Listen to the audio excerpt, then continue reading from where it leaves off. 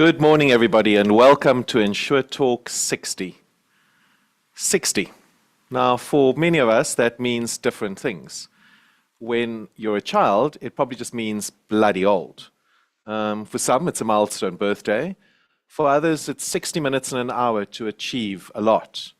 And for the more retail-minded amongst us, it's Checker 6060, which I discovered this week is a handy way to deliver something to people when they're moving into a new house. So thanks, Kurt and the Gage car hire team. But for us today, it's something quite special. This is our 60th InsureTalk session. And that is not something we take lightly. Because if you think back to where this started, in the middle of COVID, when the world was uncertain, disconnected, and quite frankly, a pretty lonely place, this platform was created for one simple reason: to keep the insurance community connected, talking, learning. No stages, no travel, no big budgets. And what was innovative then has become pretty standard now: hybrid ways of working, blended ways of working. And as always, the insurance industry is at the forefront of innovation. At the recent I2 Unconference, I was again reminded of this, listening to Tony Valsimakis from ICOS, a global leader not only in South Africa and the UK, but across the world, when Tony was speaking about some of the innovations that have come from South Africa. A truly proud moment. So here we are, 60 sessions later. Thousands of diverse attendees, you, from across the country and in fact worldwide. It's wonderful before the session starts to see everybody joining, saying hello and getting engaged. And today, a strong contingent from KZN because of our overall sponsor and partner today. So this community has grown and has continued to show up and engage. It's meaningful because today is not just another session. It's a marker. It's proof that consistency matters, that showing up matters, and at an industry like ours, relationships remain the most important thing. So maybe a 60-second question would be that probably 60% of our insurance premiums worldwide come from a handful of markets. But also, 60 seconds is all you've got to make the first impression, and my time is certainly up. So today's theme is international insurance, global trends, local impact. Remember, for the questions, use the Q&A. We don't look at the chat for the questions, so if you've got a question, please put that in the Q&A. An important reminder, everything you need to know about InsureTalk is on the website, InsureTalk60.za. Future sessions, getting your CPD certificates, it's all there. And reminder, if you haven't logged in or registered with the same email address you use for this, it will be a problem. So be sure to use your same email address, but check out InsureTalk.co.za. Our headline event partner for the day is Crawford Dougal. Our event partner is SSP, and our association partner FIA, and our media partner FA News. So a bit more about our headline event partner. Founded by Andy Dougal in 1989 in a small Durban office, Crawford Dougal has grown into a substantial, respected business with niche expertise in the commercial, corporate, hospitality, and also the renewable energy sectors. In 2022, Andy's one son, Simon, became COO, bringing modern risk management strategies while continuing the company's long-standing tradition and legacy of trusted partnerships with clients, employees, and insurance partners. Our event sponsor for today is SSP, a leading global supplier of technology systems and software for the industry, and their role really is to help brokers and insurers to operate more efficiently. Our first speaker today is Simon Dougal. And by the way, it's his birthday tomorrow, so happy birthday in advance, Simon, and thanks for postponing drinks for joining us today and sharing some insights. Simon is a specialist in complex corporate and multi-territorial risk, with over a decade of experience structuring and placing large-scale insurance and reinsurance programs across South Africa and the African continent. Simon is particularly recognized for drafting and negotiating bespoke policy wordings for niche and complex risks, including within the hospitality area, where the brokerage is well known for. And Simon is also passionate about structuring solutions for risks that are often considered uninsurable by others. He has a deep understanding of the global insurance framework, with experience placing risks in international markets, including Lloyd's of London. Simon's academic research focused on business interruption insurance, an area where he gained significant practical experience during COVID, the not so long ago riots and floods. And Simon is widely respected for his attention to detail and his technical understanding of liability and commercial risk. On a personal level, one might question his risk management strategies because by the age of 30, in fact before 30, he had 3 kids under the age of 3. Some, however, might see that as just being a smart broker planning for the future and creating sustainability and capacity, or simply that he has a smart and hot wife, Josie, no stranger to us in the insurance world either, having been part of the brand that built Etana. So Simon, it gives me great joy to introduce you as you're going to talk international insurance placements, a broker perspective, and we really look forward to your presentation. Over to Simon.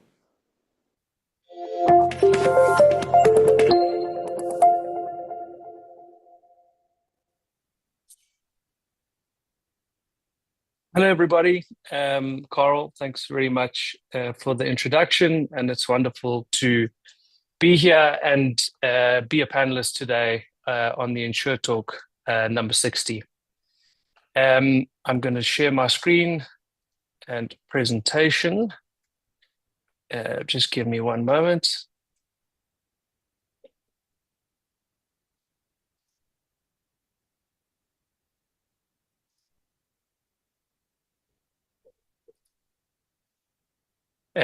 Carl, and thanks for, some might say, 3 kids under 3 at 30 is somewhat a bit of stupidity.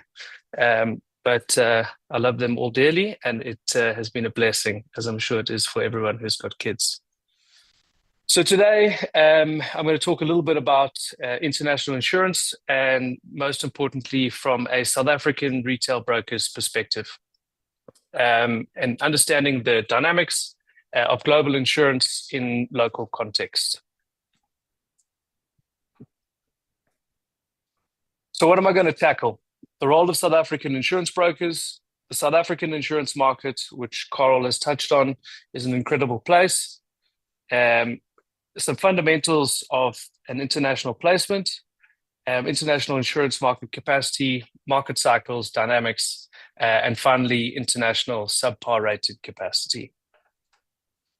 So what is the role of a South African insurance broker? I think at its core, if you are a broker, you understand that it's your client's insurance interests and needs and your fiduciary responsibility to them that is paramount. When looking at international and local insurance and how they fit together, and in creation of a suitable risk transfer program, there are many different facets to take into account.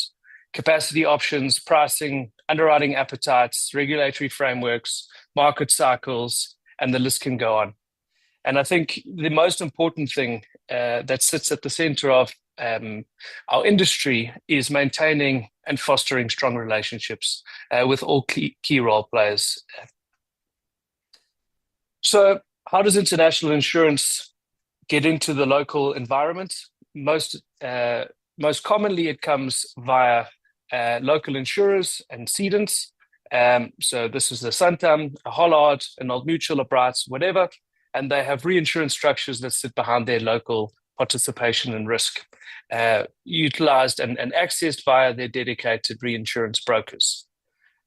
So if you're a retail broker and you are now wishing, and your client wishes for you to access international markets, you've got a slightly hybrid role. That is, you've got your advisory responsibilities to your client, and then the technical aspects of international risk transfer, and obviously the regulatory requirements that come with that. So what does a broker have to take into account when accessing international markets? I want to start by firstly chatting a little bit about the South African insurance market, which is an incredible marketplace to be in. It's one of the largest and most developed insurance markets in Africa. It's been around since 1808, when the first insurance company was founded, which puts us in a position of over 2 decades worth of insurance transactions happening in South Africa, which is an astonishing stat. We have about 700 billion rands worth of premiums annually, both life and non-life, and the short-term industry contributes about 200 billion in gross written premium. This contributes between 12 and 14% of our country's GDP and sits amongst one of the highest in the world. Luxembourg takes the cake, and they contribute 36, but that is a slight anomaly. Globally, South Africa is a extremely well recognized and regarded industry sector.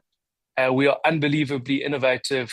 We are extremely relationship driven. And I think all of us South Africans can attest to the fact that our country thrives on the people that we have in it and the way that we do life and we do business. And that's testament in this industry that we find ourselves. We are extremely well regulated. And I think our professionals are amongst some of the best in the world and come with technical expertise that are incredible. Some of the pillars and real stalwarts of our industry who've pioneered and innovated over decades and years, Santam, Hollard, Old Mutual, Bright, Guardrisk, new disruptors like I2, other entrants like Alpha, etc., have all strived to make our marketplace the environment that it is today. We empower people, we are developing the economy, and we're consistently striving to take our industry to the next level. The FSCA, the FIA, SAIA, and many other governing bodies help us achieve this amazing environment, and I think the regulation is incredibly well managed within our borders. Our market expertise is second to none. I think there's facets of mining and infrastructure insurance. There's renewable energy, which is something that Sophie, my colleague, will talk about a little bit later. Aviation, casualty, and the list can go on and on. But I think the facet is that we've taken incredible products to market, all in the hopes of serving and protecting our clients. So let's unpack a little bit about international insurance and international insurance markets. How does it work? How does it participate in a local context? And how does it ensure an effective risk transfer program for our clients? I'm going to focus a little bit or predominantly on the London insurance environment and Lloyd's. Our company has been a Lloyd's affiliate since the early 90s, and it's commonly where we transact. So that's our point of reference. Lloyd's of London is is the premier specialist insurance market in the world. It comprises of around 90 insurance syndicates and 50 managing agents. So for those of you who don't know or have an in-depth understanding of how Lloyd's works, Lloyd's is a marketplace. It's not a single insurance company. And by definition, it's a global insurance marketplace where multiple syndicates managed by professional underwriting firms come together and share and insure complex risk. So if you put it into the context of, bring it to a South African context, it's a flea market in the simplest possible explanation, where the flea market provides the tables, the chairs, the ablutions, the amazing music, and the setting. And if you work for Cotton On Clothing, you have a store at the flea market. So you can transact out of your Cotton On shop, but you can also transact out of the marketplace that is the flea market. I think the step that goes further is that this flea market is now recognized globally, licensed globally, and is able to transact on a domestic scale in many different global jurisdictions. It's got extreme capital backing, and the premiums that flow through Lloyd's alone are sitting around 52 billion pounds. Our market, South African market, has been transacting with Lloyd's for many, many years, decades, and we contribute currently in the region of 400 to 450 million pounds worth of premium.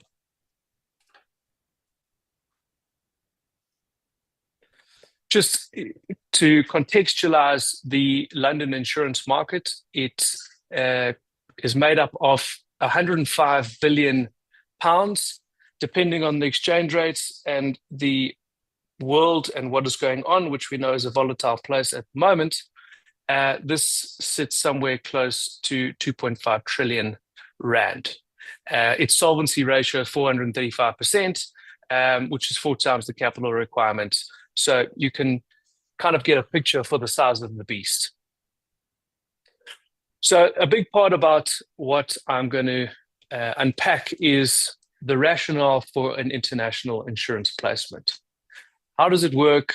When does it make sense? And how do you do it as a retail broker? There are 3 main things I'm going to discuss. There are many different facets as to the need and necessity or wish to transact with an international insurance provider. But I'm going to focus on 3. The first, capacity and risk appetite. So as we've said, the local market plays a vital and important role in procuring insurance for our clients. But each insurer has its own risk appetite and its own local capacity driven by solvency, capital, and reinsurance support. So have you, as a broker, exhausted your local capacity?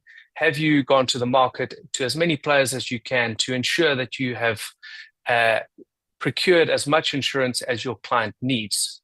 If the answer is yes, and you still don't have enough capacity, it would warrant going to an international market to shore up the difference. Local appetite or adequate appetite from our local insurers. A paint, plastics, explosive manufacturer is not every insurer's cup of tea, and they don't jump out of bed in the morning wanting to write those types of risks. So appetite is low. But if you have the scale and size of a large risk, you're going to find a position, or your client will find a position where your capacity that's provided out of the local market may not be enough based on appetite. This leads into treaties that drive reinsurance support. Is it within treaty capabilities of local insurers? If the answer is no, it then necessitates the need to go international. And the last point is there are some products that are not offered in the local market for various reasons, some regulatory, some reinsurance, etc. There's a lot of them, but one of them I'm going to touch on is parametric insurance, which I'm not going to go into too much detail about. There are, I'm sure, very clever financial people who are sitting on this webinar today.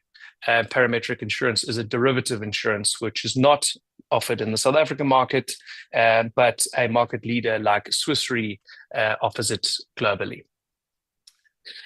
Secondly, financial strength. So Fitch, Moody's, S&P, GCR in the African context are rating agencies. Just like countries have a credit rating, and we all know South Africa has had its fair amount of volatility in this space, so too do insurance companies. South Africa's sovereign rating at the moment is BB minus, and what this does is every insurer is graded and rated based on a certain rating agency. So although our insurance companies in South Africa are incredibly financially sound and regulated and solvent, and a lot of them would stack up as being AAA rated paper, unfortunately, from a global context, we can't beat the country's sovereign rating. So from a global insurance perspective, the best we can do is BB minus. So how does this translate into insurance procurement?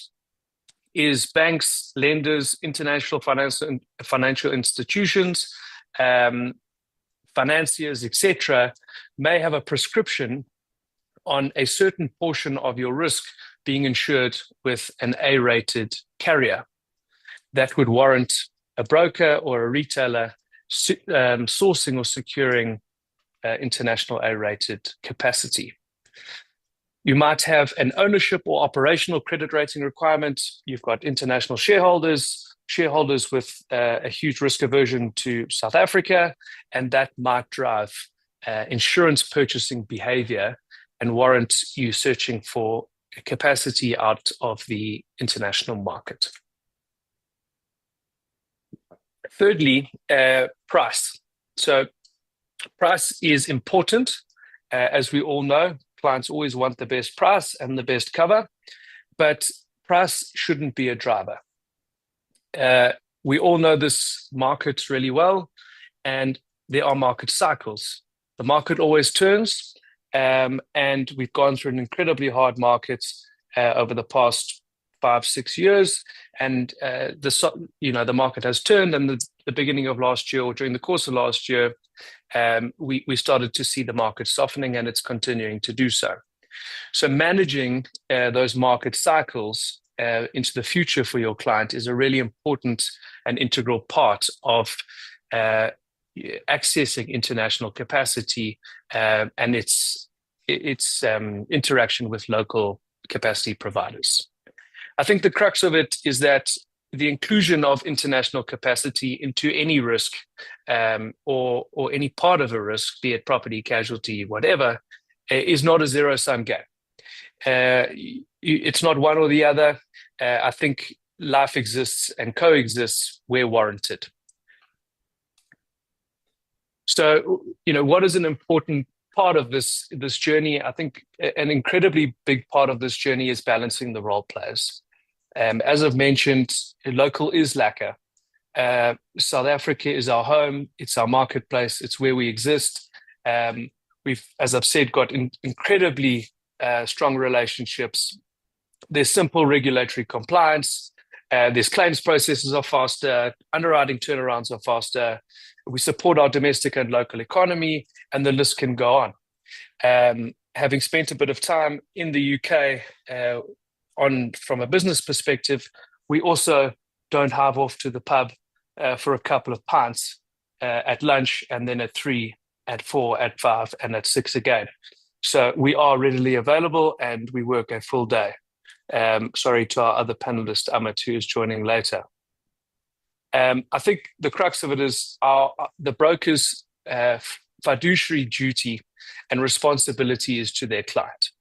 And managing the client's interests, both in the short term and the long term, is paramount. And balancing the relationships of the client, our local insurance market, and international insurers is obviously paramount when it comes to finding the right adequate solution for your client. The last, or kind of the next point I want to touch on is sub-investment grade capacity. How does this work? What is it? And why am I talking about it? Sub-investment grade capacity is, as I've said, credit ratings of S&P, Fitch, Moody's, GCR, whatever. There are many, many insurance companies globally and reinsurance companies globally that can and do have an interest in South Africa. However, their credit ratings may not be amazing, or they may be unrated for many different reasons or rationales. We're seeing at the moment a number of quite a bit of this capacity being deployed into the South African market. And I think a big question is how does that happen? As I've said before, Lloyd's is a licensed and regulated insurer in South Africa, and Lloyd's can transact with local clientele from a regulatory perspective. If you have an international insurer or reinsurer that is not licensed in South Africa, they technically cannot transact in the country. So they have to sit behind a cedent or an insurer from a reinsurance perspective, and the kind of taboo statement around this is called a fronting arrangement, where an insurer insures 100% of the risk, but then reinsures 100% of that back out to said reinsurer. There are a number of risks associated with this that we see as a retail broker. transparency and client disclosure is paramount. And I think it's important just to pause there and unpack what that means. I think that a big part of that is, if you've got a risk and a client who hasn't done their risk management, hasn't installed their sprinkler systems, hasn't kept up to date with what they should be doing, and the local market is dictating a certain practice that needs to happen or uninsurability, but someone from somewhere is happy to take the risk on at a said price, why is that? That's the question that begs. And I think that needs to be something that is transparent and disclosed with the client. The client needs to be made aware that, who is actually paying the claims, who's making the decisions, who's driving this, because the local cedent isn't. Some of the reasons that they don't have adequate credit rating is smaller capital reserves, and insurance is about protecting the interests of our clients and ultimately looking after their interests in the event of a loss. And if this happens and you have a dispute at claims time, litigation costs can rack up, which we all know is no one wins, and it's a really challenging time.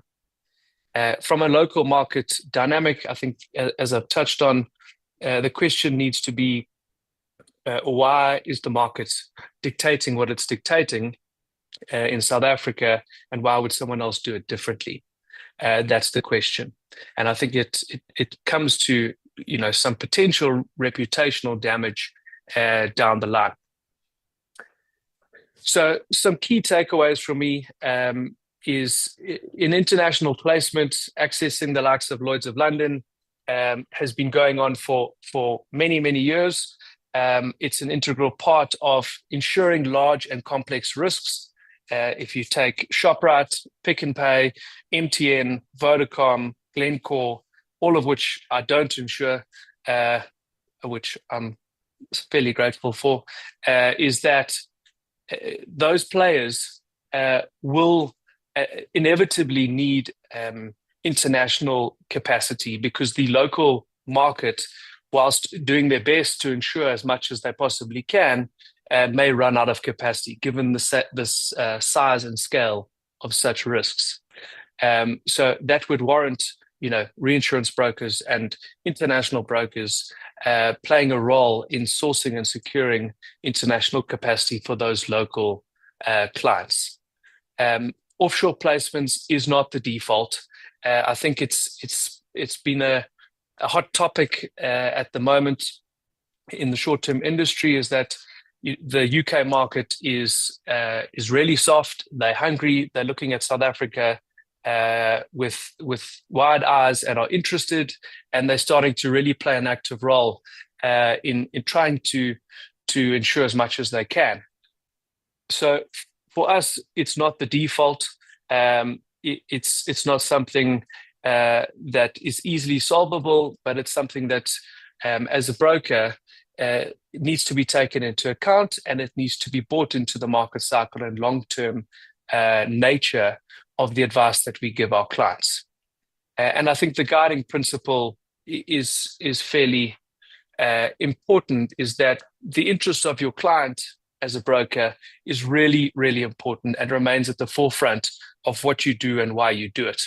And if that is your guiding light, the rest should and will happen in harmony. And I think that's exactly it, is that the introduction of South Africa, of international insurance capacity and provision is a really, really important part of our journey.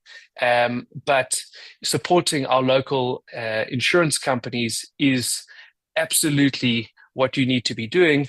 And the most important thing, it's just size, scale, complexity, and certain other aspects can play a role as to why a broker would potentially go into the international market. Thank you very much for listening to what I've had to say. And if there are any questions, please put them in the Q&A. I'll answer them during the period. And otherwise, you can email or get hold of me at any stage and have a chat. More than happy to discuss or unpack anything with you guys. But thank you very much.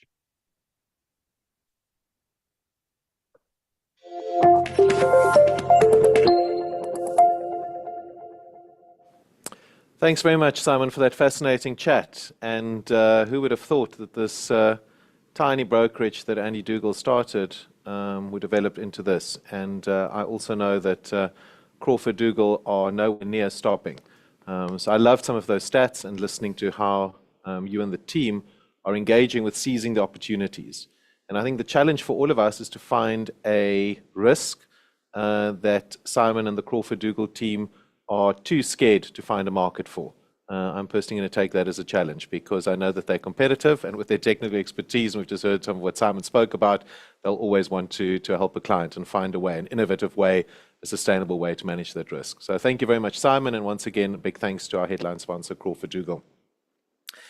Next up, we've got Sophie Maggs. She's head of underwriting, and she focuses on renewable energy, also from the Crawford Dougal team. And Sophie's one of those types of people in the industry that I really like and that I think are so valuable in our industry because she's super smart, but also super humble. And so she just focuses on getting on with the job, using her immense knowledge, technical expertise to really service and help clients, like so many of the people on this call working in brokerages who make me really proud to be part of the insurance industry. Sophie is a renewable energy specialist, as I've said, and she's got 17 plus years of experience advising corporate clients, sponsors, contractors, and lenders across Africa. She specializes in complex construction and operational programs, particularly within renewable energy, industrial, and mining sectors. So there's big, complicated risks. Her expertise includes extensive involvement in the South African REIPPP, and I'm certainly saying that acronym because I don't know how I must shorten it, and that takes acronyms to a whole new level, Sophie, so I hope you explain that to the dumb people like me. But she's structuring insurance for large-scale renewable energy projects and managing multi-jurisdictional programs where Africa placements are reinsured into the international market. Sophie has traveled widely across Africa, placing reinsurance programs and advising on these technical complex risks. She previously served as a political violence and terrorism underwriter in Lloyd's of London market, so she's got valuable international underwriting and risk assessment expertise. She acts as both sponsors and lenders' insurance advisor, ensuring programs meet lender requirements and achieve financial close, including navigating dispensations where requirements are not economically viable. I'm really looking forward to Sophie talking about a very relevant and current topic, renewable energy, a South African success story. And Sophie's going to be sharing a little bit about what we've achieved in the past 10 years and how our amazing insurance market has made that possible. Over to you, Sophie. Thank you.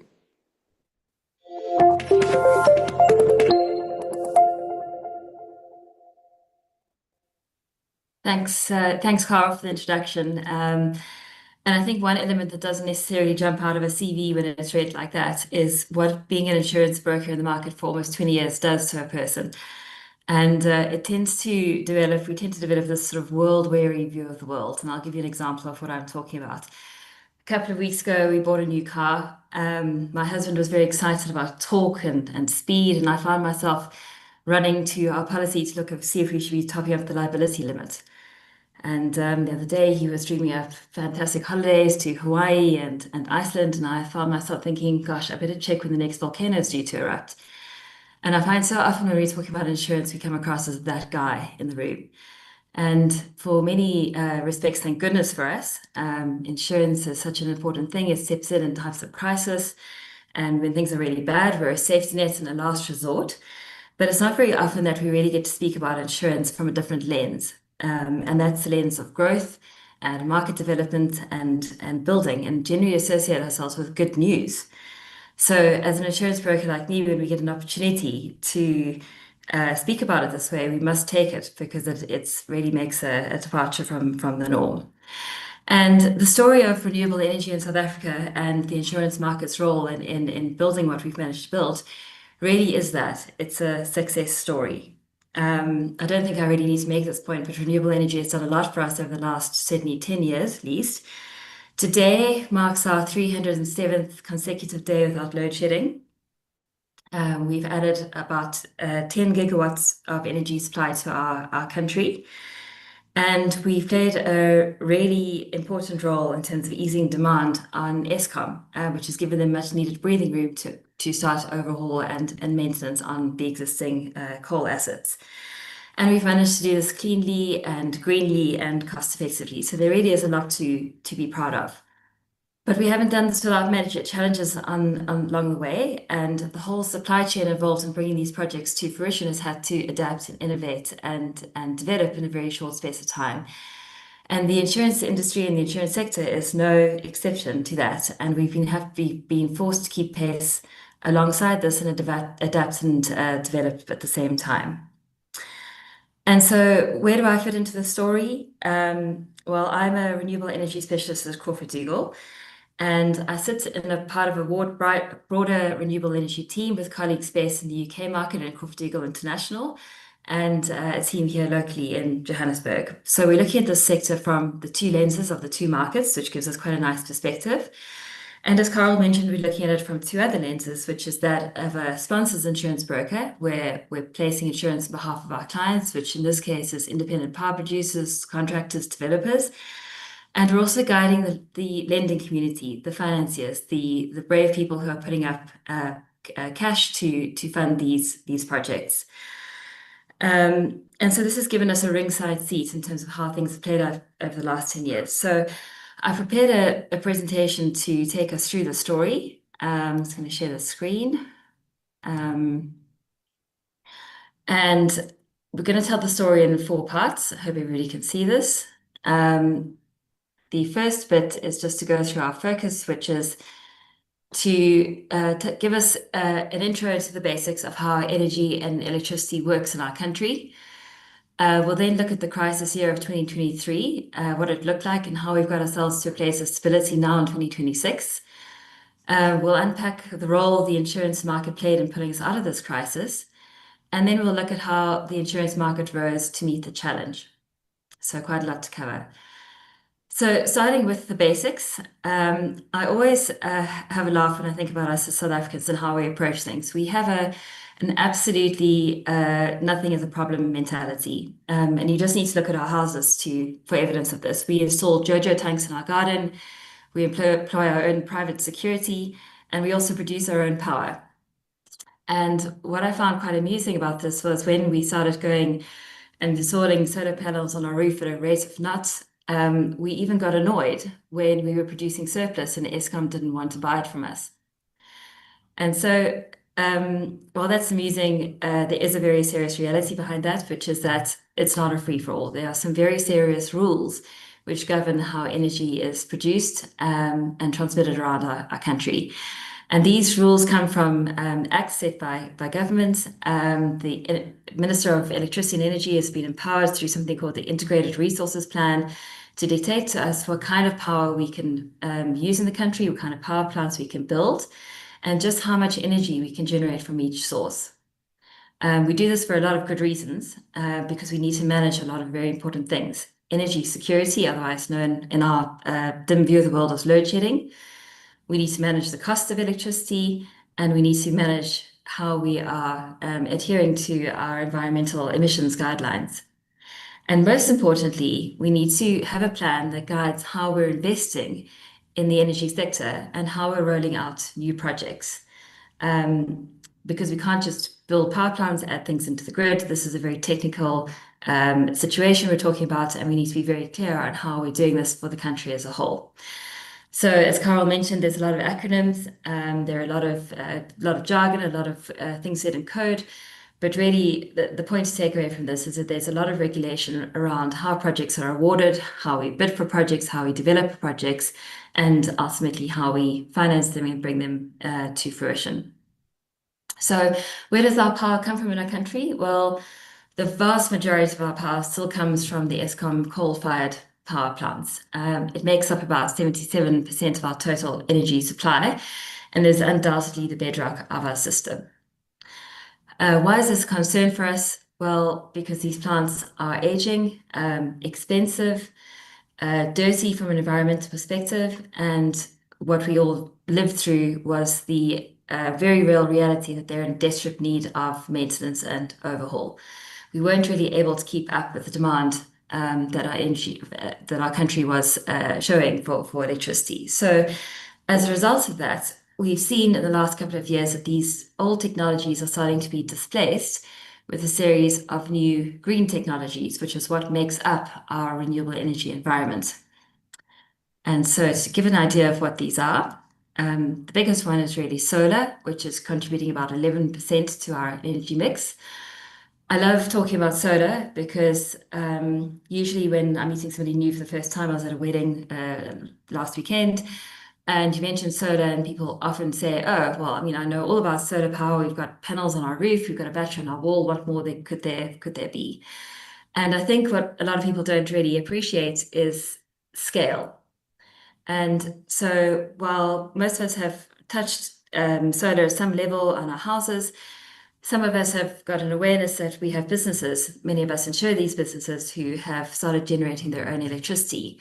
And in the picture here, we're looking at a massive warehouse logistics operation, but mines are doing this at the moment, heavy industrial manufacturing facilities, and a lot of people are now generating power for their own use.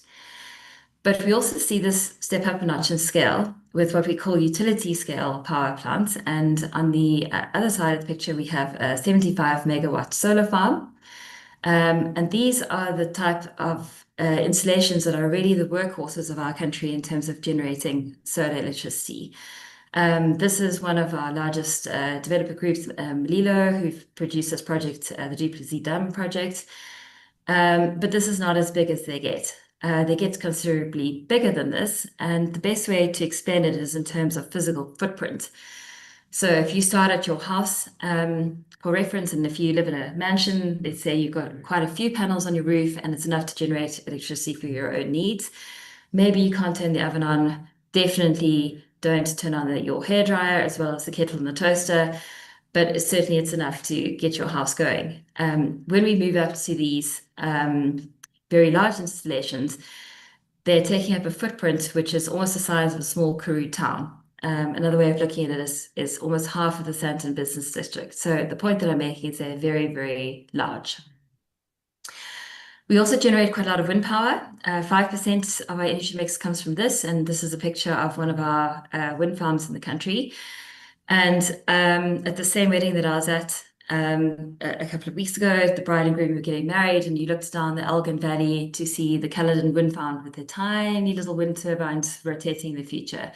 In the distance. And again, scale is very misleading here. These things are enormous, and for anybody who's been up close, it's quite difficult to get a sense of this unless you've been really up close in front of them. But to try and give a sense of scale, the tower that the turbine rests on is 600 meters tall. This is obviously they vary depending on what make, but this is an average size. And that is twice the size of the Leonardo building in the Sandton district. That's for people who are not from Joburg, that's our tallest skyscraper. So this is twice the height of our tallest skyscraper. And the other part of it that's very misleading is that it seems as if these things are turning really slowly. But if you look at the outer tip of one of those blades, it's quite interesting to understand that. And to put that into context, the blade itself is longer than the length of a Boeing 737. So that's just one of the three blades that's turning. So we're talking incredibly long blades. And the tip of the blade is rotating at 250 kilometers an hour, which is the same speed at which that 737 takes off. So here, what we're talking about, really large, very heavy, very tall, difficult to erect, very difficult to maintain once those nacelles are up on the tower. And I just put in a third picture here just to try and again give a sense of scale. And what you're looking at here, sorry for the poor image, is a picture of a person standing inside this nacelle, which is that little box that you're seeing behind the turbines. And that should hopefully bring home a sense of scale. So really large. The third thing that we're seeing enter into our country is not really a generating source, but is in respect of storage, and this is battery energy storage systems. And these are used as buffers to balance out supply and demand. The sun doesn't shine all day, and the wind doesn't blow all the time. And so more and more what we're seeing is that this battery technology is being developed alongside solar and wind and other technologies to balance out supply. We have other technologies under discussion. We have hydro, biomass, and nuclear power in our country. And in development, not yet in our country, not allowed in our country in terms of an integrated resources plan yet. We have things like tidal wave energy. And some of these things are suitable for South Africa, but it's just giving a sense of the horizon and what can come. So to wrap that up, really what I'm trying to get at is when we're talking about renewable energy, we're talking about predominantly wind, solar, battery energy storage systems, highly technical, highly complex, big, tall, wide, hazardous items. So to bring it back to the energy crisis, it's always interesting how amnesia sets in, and when the electricity is running consistently, we tend to forget how bad things were. So take a look at where we've got to. In 2023, we were sitting in the peak of our energy crisis, and it was really bad. Businesses were running generators for most of the day. In terms of load shedding itself, we had about 332 consecutive days of load shedding outages somewhere across the country, which translated into about 6,700 hours, which was basically blackouts almost daily. And about a third of Eskom's generation capacity was unavailable at this time. So a typical experience was about 6 to 12 hours without power. So those really were the dark days.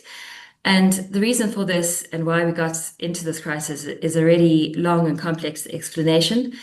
But to keep it light, just to get the story moving, we were sitting in a situation where we had years and years and years of stalled projects. We knew the crisis was coming as early as 2008, and we had started to address it with a few rounds of procurement, and those REI PPP projects that Carl mentioned were part of those. And this was a time when the government was on board with us starting on this renewable energy journey. But things ground to a halt, and there was a long hiatus during what's commonly known as the state capture years. And we saw no development in the space up until around about 2018 or 2019 when the market opened up again. And at that moment, every service provider who's associated with the renewable energy industry started to scramble, and that's the lawyers, the lenders, the contractors, and the insurance market as well, every specialist. And we were able to pull ourselves out of this crisis. We were able to do this because the government unleashed a series of legislative reforms that allowed private or independent power producers to start producing at scale. And so where we are today is that we've got, as I say, we're on our 307th consecutive day without load shedding. The system is mostly stable. We're no longer concerned around grid collapse. And so a lot of those exclusions that came into the world around this time are less of a concern. And Eskom has done tremendous work in terms of recovery maintenance. So our lived experience today is electricity most days. And if you think about this being 3 years from peak of crisis to today, it really is quite remarkable. But it created a challenge for us. And that challenge was around the fact that we saw a huge amount of projects coming into the market in a very, very short space of time. So a 310% growth in installed capacity translates into, roughly speaking, 40 of those wind farms, 63 independently owned utility scale solar power stations, 1,700 projects registered with NERSA, which is the Electricity Regulation Authority, and 13%. And what it did is it pushed up our generation capacity from 3% in 2014 to 13% from renewable energy. And what this means really is that every single one of these projects needed to be insured, and our market needed to react pretty quickly to be able to do this. So how does this work? How does insurance help projects to get built and developed. So the idea here is that building a renewable energy facility is a complicated and risky endeavor. And there are a lot of risks associated with the project. They're diverse and they're varied and they're constantly evolving. These risks range from things like construction mafia coming on site, preventing workers from accessing the site, EPC contractors going insolvent. We've long gone of the days of Group 5 and those really big contractors being present in our country. We're concerned about climate change and catastrophic storms. Quality of parts is an issue. We're worried about unexpected price fluctuation. And so while we've got the soup of risk associated with projects, some of these risks are insurable. They fit into what the traditional insurance models can accept. And so insurance is typically relied on to deal with some of these risks. And so packages of insurance then become developed and commonly used and sold to these projects. And this is what we're all familiar with. There's generally a marine package, a construction package, and an operational or risks package. And these packages are relied on by a number of parties involved in the project, not just the insured. And these parties include the principal or the owner or employer, the main contractor, subcontractors, other professionals, and very importantly, the financiers or the lenders who are going to be committing capital to allowing these projects to be developed. And so each one of these parties needs to be insured. And the mechanism that we use to ensure this is something called a principal controlled program, where we align the interests of all of these role players. And so the big question is, well, why on earth do we do this? Well, the major reason we do this is because we anticipate that there might be some claims. And so when the claims come, they're large and they're severe. What we're looking at here is some solar panels that have been damaged by hail. And you can see it's not just one or two panels, it's the entire farm. Fire is also a huge risk. This is solar panels where a fire has broken out in a certain section. And the wind sector is not immune either. Apologies for the quality of this image, but what we're looking at here is wind turbines in hurricane level winds where the gearboxes have burnt out because the turbines have been forced to spin so fast, and we see that one of the nacelles has actually jumped off and is now spinning as this massive fireball down into the earth. So it really does look a little like Armageddon. And wind turbines are also very susceptible to lightning strikes. So here what we're looking at is a turbine that's been struck by lightning, and lightning protection is a very big concern in this space. But there's also associated infrastructure. This is a transformer that's on fire. With the big solar plants, these transformers are a real concern because when they catch fire, they're very difficult to put out, and they're also very difficult to replace. The grid transformer, the one which exports all the power through to the grid, which is the series of transmission and distribution lines that carries the electricity through around the country, those can take almost 12 months to replace. And so it's a full indemnity period loss on a program. Next door, we're looking at the Tesla's lithium-ion megapack battery energy storage system that caught fire and burned for 3 days. Here we're concerned about very hairy things like thermal runaway, difficult to put out.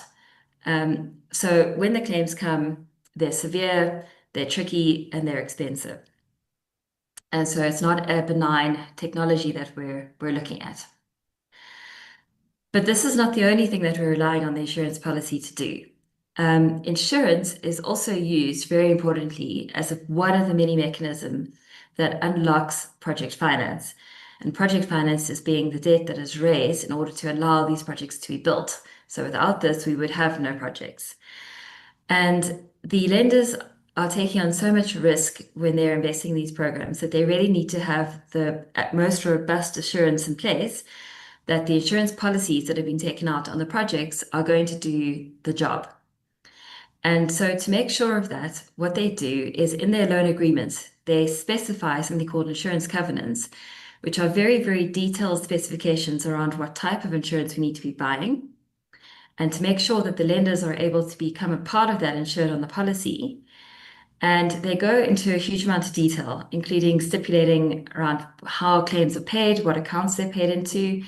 They also stipulate what insurance brokers the project's allowed to use to make sure that the brokers placing insurance on these projects are up to acceptable experience and quality.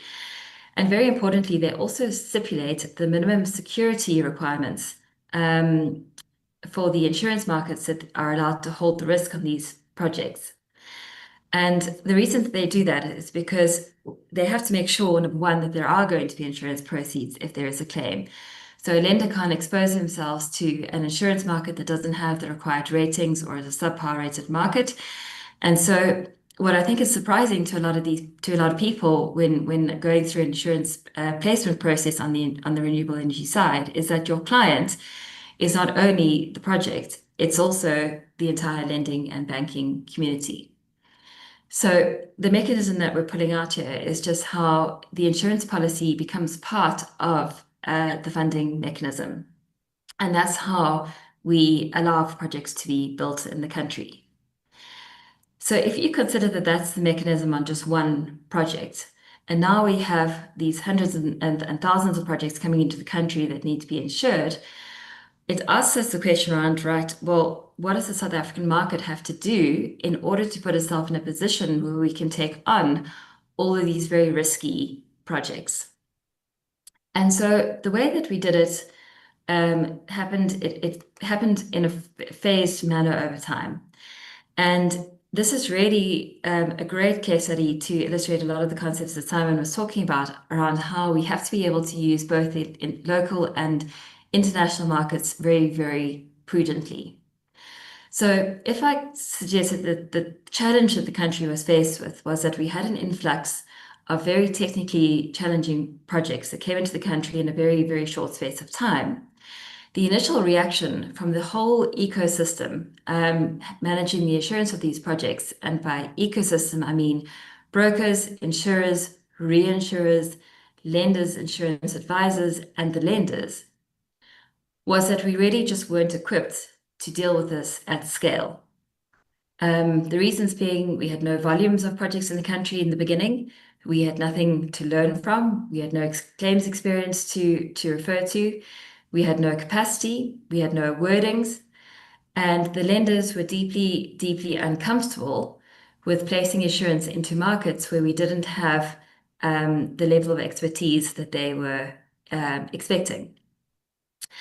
But then we started to see development unleash from 2018 onwards, and more projects came into the country.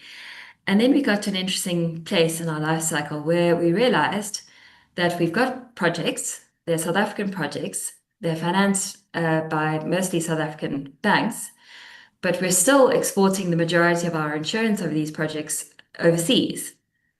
And so in 2024, in February, Crawford Dougal wrote an article in the Business Day where we had done a calculation working out that if we kept things as they were, about 6 billion rand of premium income would have been lost to the international markets over a 5-year period if we didn't start changing the conversation and making the whole ecosystem more comfortable with the South African market.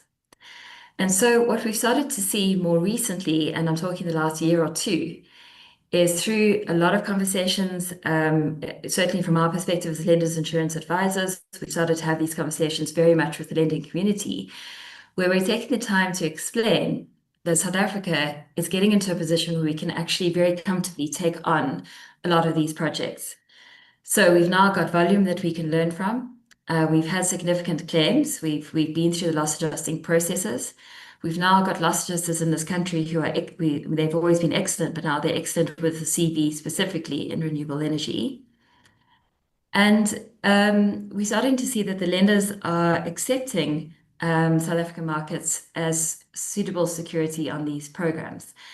But this is not something that just happens overnight. This happens with a lot of education, a lot of discussion, a lot of prudent analysis around what we can and can't do. And so while we sort of slipping into our South African gung-ho mentality, I think the thing that's really important to remember is that we will never walk away from the international market because we just can't keep pace with the rate of development that's happening in our country on our own. So we need to keep on engaging with them and keep on using the UK markets and the international markets, because we've got to be able to place risk in our own country, but also into the international market as well. And just in terms of where the renewable energy industry is going, the challenges that we're starting to see is that we've over-delivered on the brief somewhat. So in certain parts of the country, we are seeing clusters of projects around certain geographic points. I have a very amusing client who said that I think it was Akenes in the Northern Cape. The grid is totally constrained there, which means that we can't actually develop new projects there because we don't have any more points to plug them into the grid anymore. And that is because the sun shines 24 hours a day in the Northern Cape. So where we're seeing those clusters of projects, we're seeing aggregation of risk, and capacity becomes a challenge. And this is a classic example of where we need to be very careful to make sure that we're exporting and sharing risk internationally so that we don't land up overexposed in certain geographies. The other thing that's happening in our country is that we need to start very urgently upgrading our grid infrastructure. And the grid is really just a series of transmission and distribution lines and other bits of infrastructure that allows the electrons developed by these plants to travel around the country. A certain transmission line can only take so many electrons. If we try and put too many in, the grid collapses. Grids themselves are currently, in terms of traditional markets and traditional products, uninsurable. Transmission and distribution lines are covered up to a certain kilometer or meter radius from a site. But this is an example of where we can find the covers quite easily in the international markets from their more established power and gas markets, where they used to develop, used to ensuring these kind of things. We're also seeing new forms of business arising. Now is the time where we're seeing the rise of the energy traders. And these are entities which are trading electrons, which are intangible assets. Intangible assets are not handled comfortably by traditional insurance policies, and this is where the world of parametric insurance steps in, where we're able to measure things on indexes and deviations and trigger claims that way. But this is something that our regulatory environment is not equipped to handle at this point. So parametric insurance is not available in South Africa. And there's no real sign of an end to development in the space. Eskom itself has started to unbundle. And so the rate of change and innovation and development is only set to continue in the space. So, it's very important that we don't think that we're heroes overnight, but where credit is due, we must give ourselves credit and start to look to the South African market for placement on issues where we are comfortable to take these things on ourselves. And then to end this off on a positive note, just because everybody loves a good news story, I think one of the things that we should be really proud of is not only that we've been, as the insurance market, instrumental in securing our energy supply and taking us on that incredible 3-year journey from peak load shedding to stability, but we've also managed to change the conversation around energy in the country as a whole. And the best way to illustrate this is to look at the plans that are in place for this data center that's being considered outside of Durban. Data centers, for those of you who are not familiar, consume a huge amount of power. The stats are staggering. And the picture in this article below is one that's in the US currently. And they're set to consume about 400 megawatts of energy. And to put that into context, 400 megawatts is equivalent to almost a quarter of the energy that Durban, the city, the municipality, consumes. So they're absolutely huge. Now, whether or not it gets built is another question. Whether or not it's a good idea is another question. But the point is that the conversation has changed. And South Africa is all of a sudden starting to be seen as an attractive destination for energy-intensive investments, which I think is a real feather in our cap in terms of the rates of change in the renewable energy space.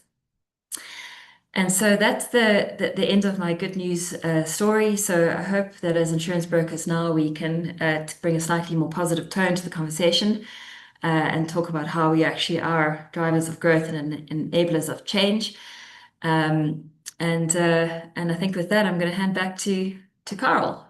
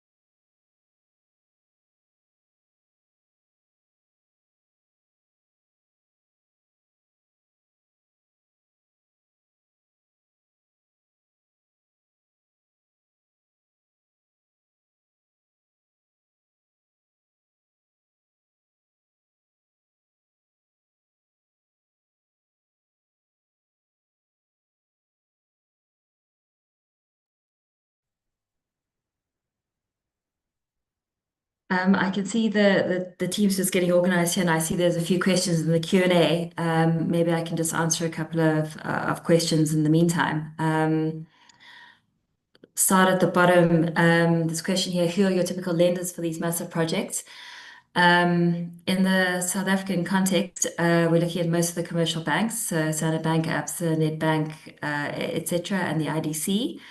Is an example of the likes of who's funding these things, but we also see a lot of smaller funds getting involved as well. So it really depends on size and scale.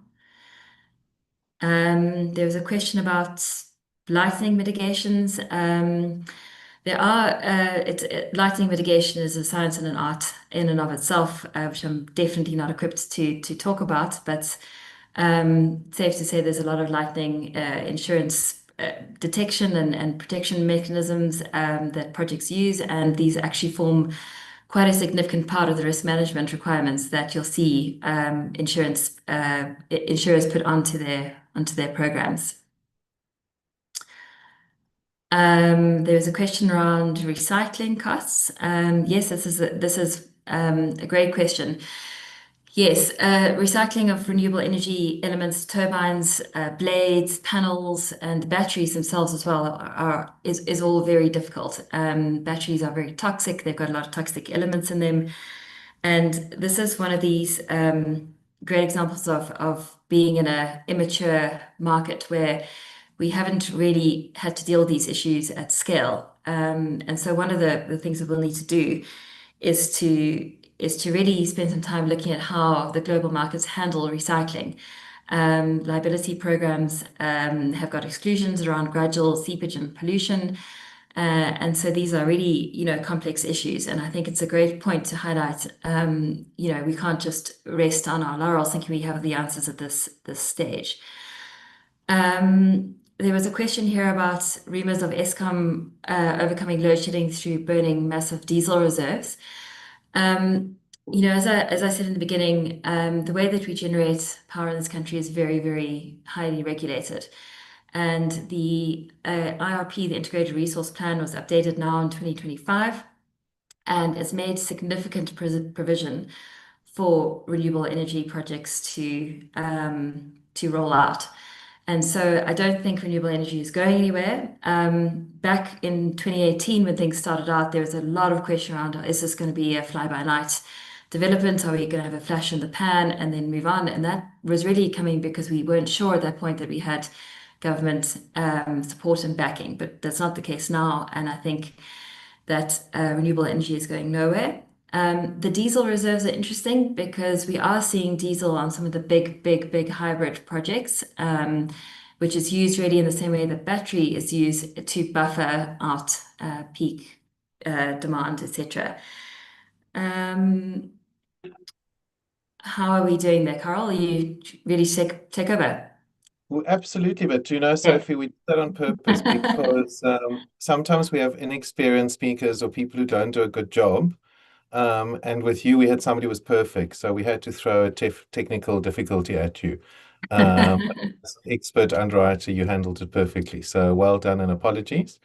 And thanks very much for your presentation, Sophie. I was hardly surprised when I read that article about the South Korean consortium because with Crawford Dougall's having one office in Natal, it's purposeful that they're putting the investment there because I'm sure they're going to come to you for expert advice and risk management. So you'll have your hands full. But thanks for sharing those stats. And I was also particularly interested. Bigger may not always be better, but it certainly does require expert underwriting. And whilst you apologize for the scale of those or the quality of the photographs, it really showed the scale and highlighted how complex and big these risks are. So thank you very much. I'm sure we're going to hear lots more from you and the Crawford Dougall team as we develop in this industry. And as you say, it's in this part of the industry, because as you say, it's not necessarily benign technology. There are all kinds of consequences. So thank you very much, Sophie. It was great to hear from you. And thank you very much again to our headline sponsor, Crawford Dougall. I think you would have seen from both Simon and Sophie that this is a fascinating brokerage intermediary business and one to watch going forward.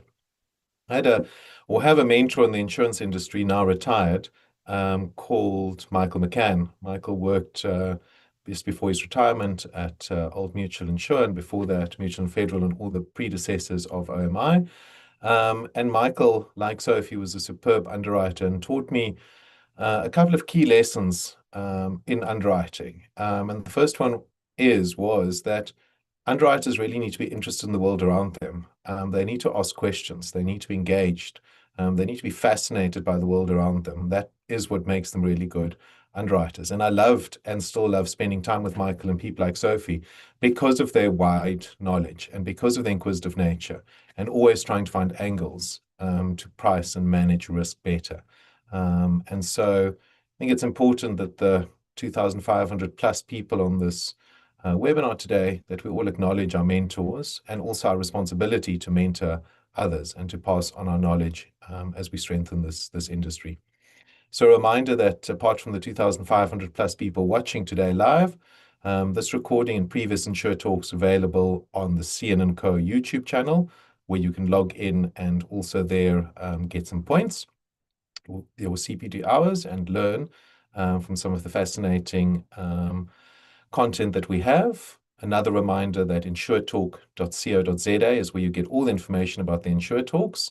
Today is the 60th, so all the previous ones, how to book for upcoming ones, and how to also download your CPD certificates and any queries you might have, InsureTalk.co.za. So I am hopeful that we've sorted out our technical challenges here in the studio in Cape Town. If we haven't, I'll be back with you shortly. But if we have, I'm going to now hand over and introduce Sam, who is from the FIA, and Sam is no stranger to us, Sam Williams. She's head of regulatory affairs, legal and regulatory affairs at the FIA. The FIA, under the leadership of their CEO, Lizelle, is doing fantastic work. And for those of you who don't know, the FIA are hosting the World Federation of Intermediaries. So basically all the FIA type organizations from across the world, our FIA is hosting, and that is happening later this month in Cape Town. And so it's a big accolade to the FIA. And many of the people on this call serve on the FIA board and advisory capacities and really strengthen the way that the FIA assists and helps the industry. So best of luck to Lizelle and her team as you host those foreign delegates. And I've no doubt that they'll be super impressed with what we are doing here in South Africa. So Sam is no stranger. It's becoming a bit of a cliche, but again, another super smart, super sussed woman in our insurance industry. Sam really is the go-to for anything regulatory and legal that impacts intermediaries and the broad insurance industry. And we look forward to hearing from her. So I'm going to hand over. We'll do the link to her. If there's a problem, we'll be back in a short second. So let's see if we can get Sam on.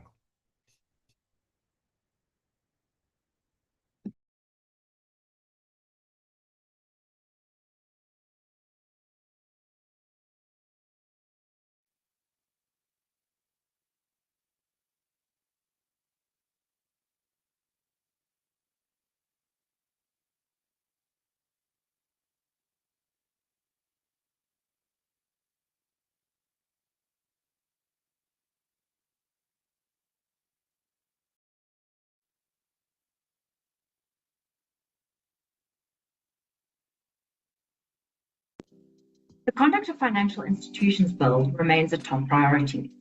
We've been actively participating in the FSCA's transition working groups, making submissions on the fit and proper framework, the risk and compliance conduct standard, and most recently, the complaints management requirements in January this year. One important development is that work on the risk and compliance framework has been put on hold as the Prudential Authority has signaled it wants to engage on a joint standard. This is significant from the perspective that it tells us that this framework is going to carry weight across the regulatory Twin Peaks model. The COFI bill itself has not yet gone to Cabinet or Parliament, so implementation timelines remain fluid. The FSCA has replaced the old conduct of business return format with a new integrated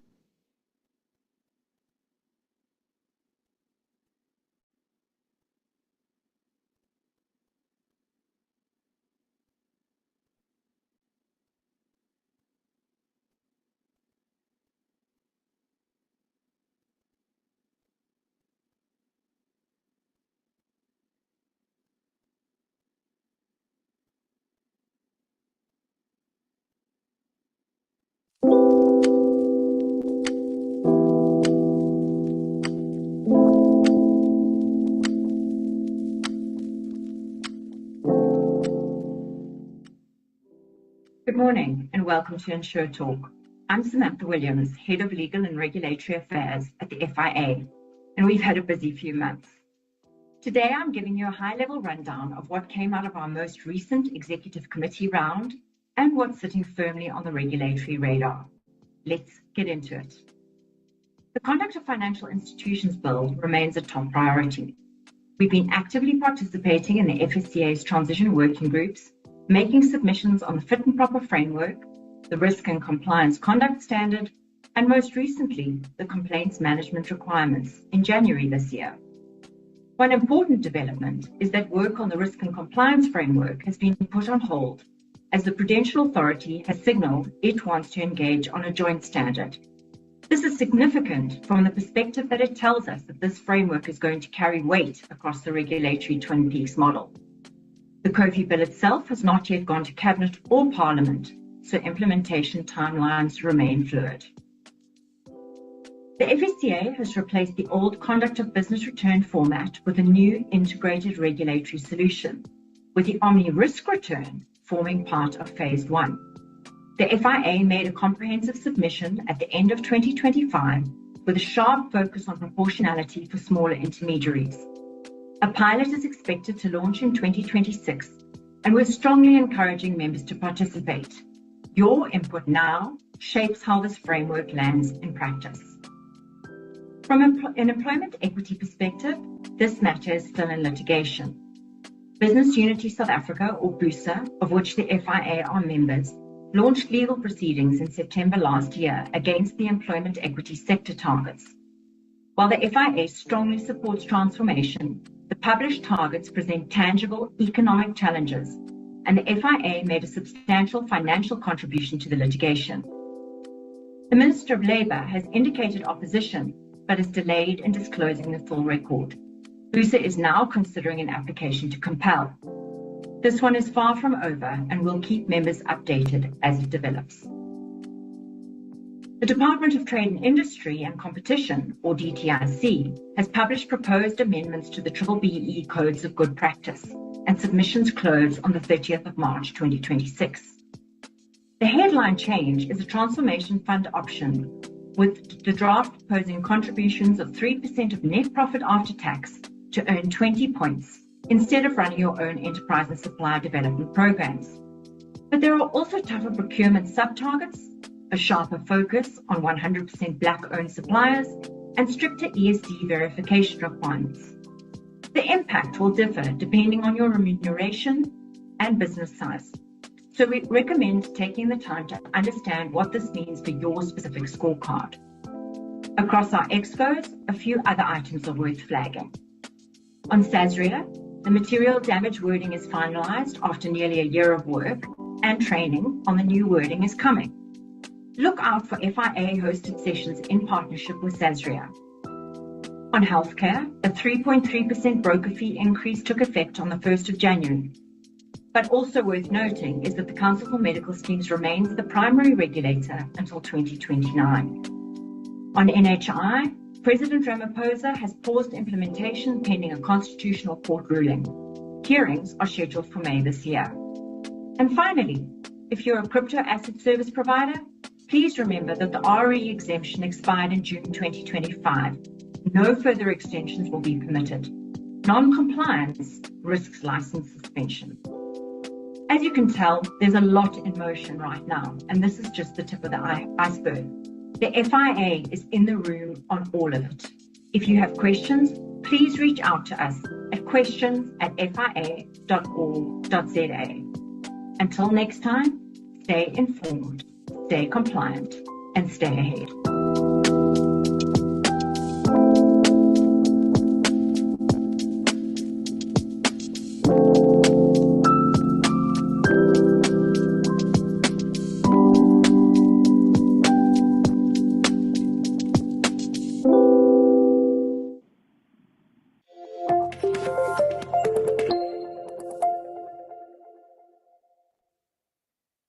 Thank you very much, Sam. It's always great to hear from the FIA. And as somebody who had to write some additional exams this week for my KI duties, it was also really good to hear the update on some of the laws impacting us.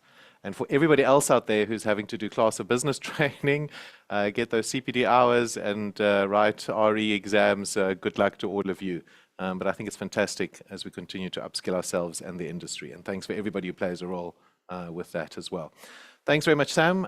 Great to hear from you as always. And next up is one of those people who you hear long before you even see her. Rionette from FA News and the founder of Insurance Apprentice. Rionette has built a successful business that was founded by her father, well-known in the insurance industry, and somebody that I was very pleased to meet when I started in insurance, 30 plus years ago. And Rionette has just taken that business with her partner and grown it to what it is today. Rionette supports just about every insurance function that is around. She's no stranger to the golf course, where she is as good at playing golf as she is at relationships. We look forward to hearing from our media partner at InsureTalk, Rionette from FA News.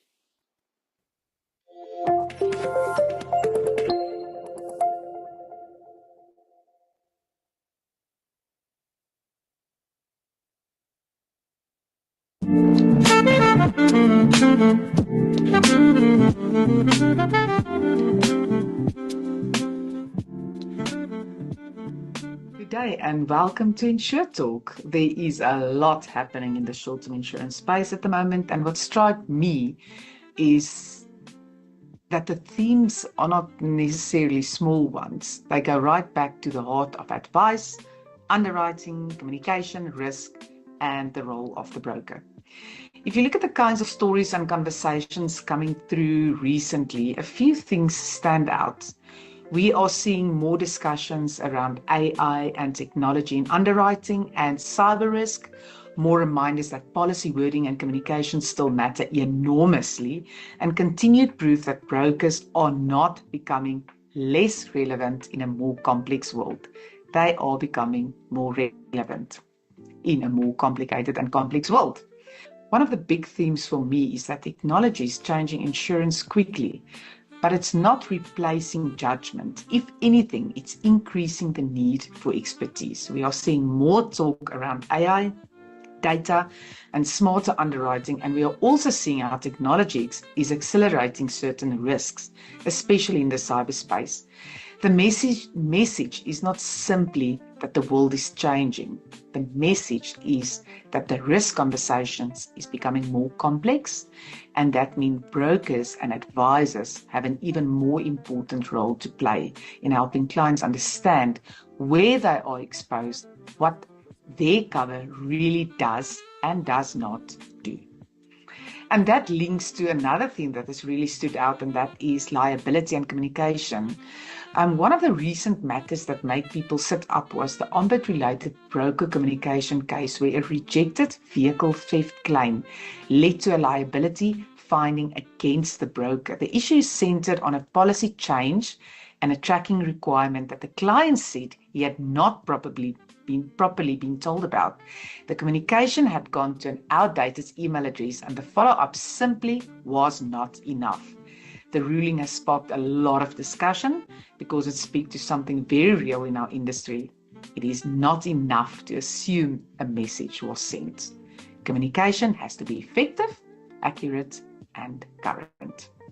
For me, that case is about more than one dispute. It's a reminder that in short-term insurance, the details matter. Contact details matter. Record keeping matters. Explaining endorsement and changing matters. Making sure clients understand requirements matters. And of course, from a broker perspective, this is also about professional indemnity exposure and about what good advice and what good service really look like in practice.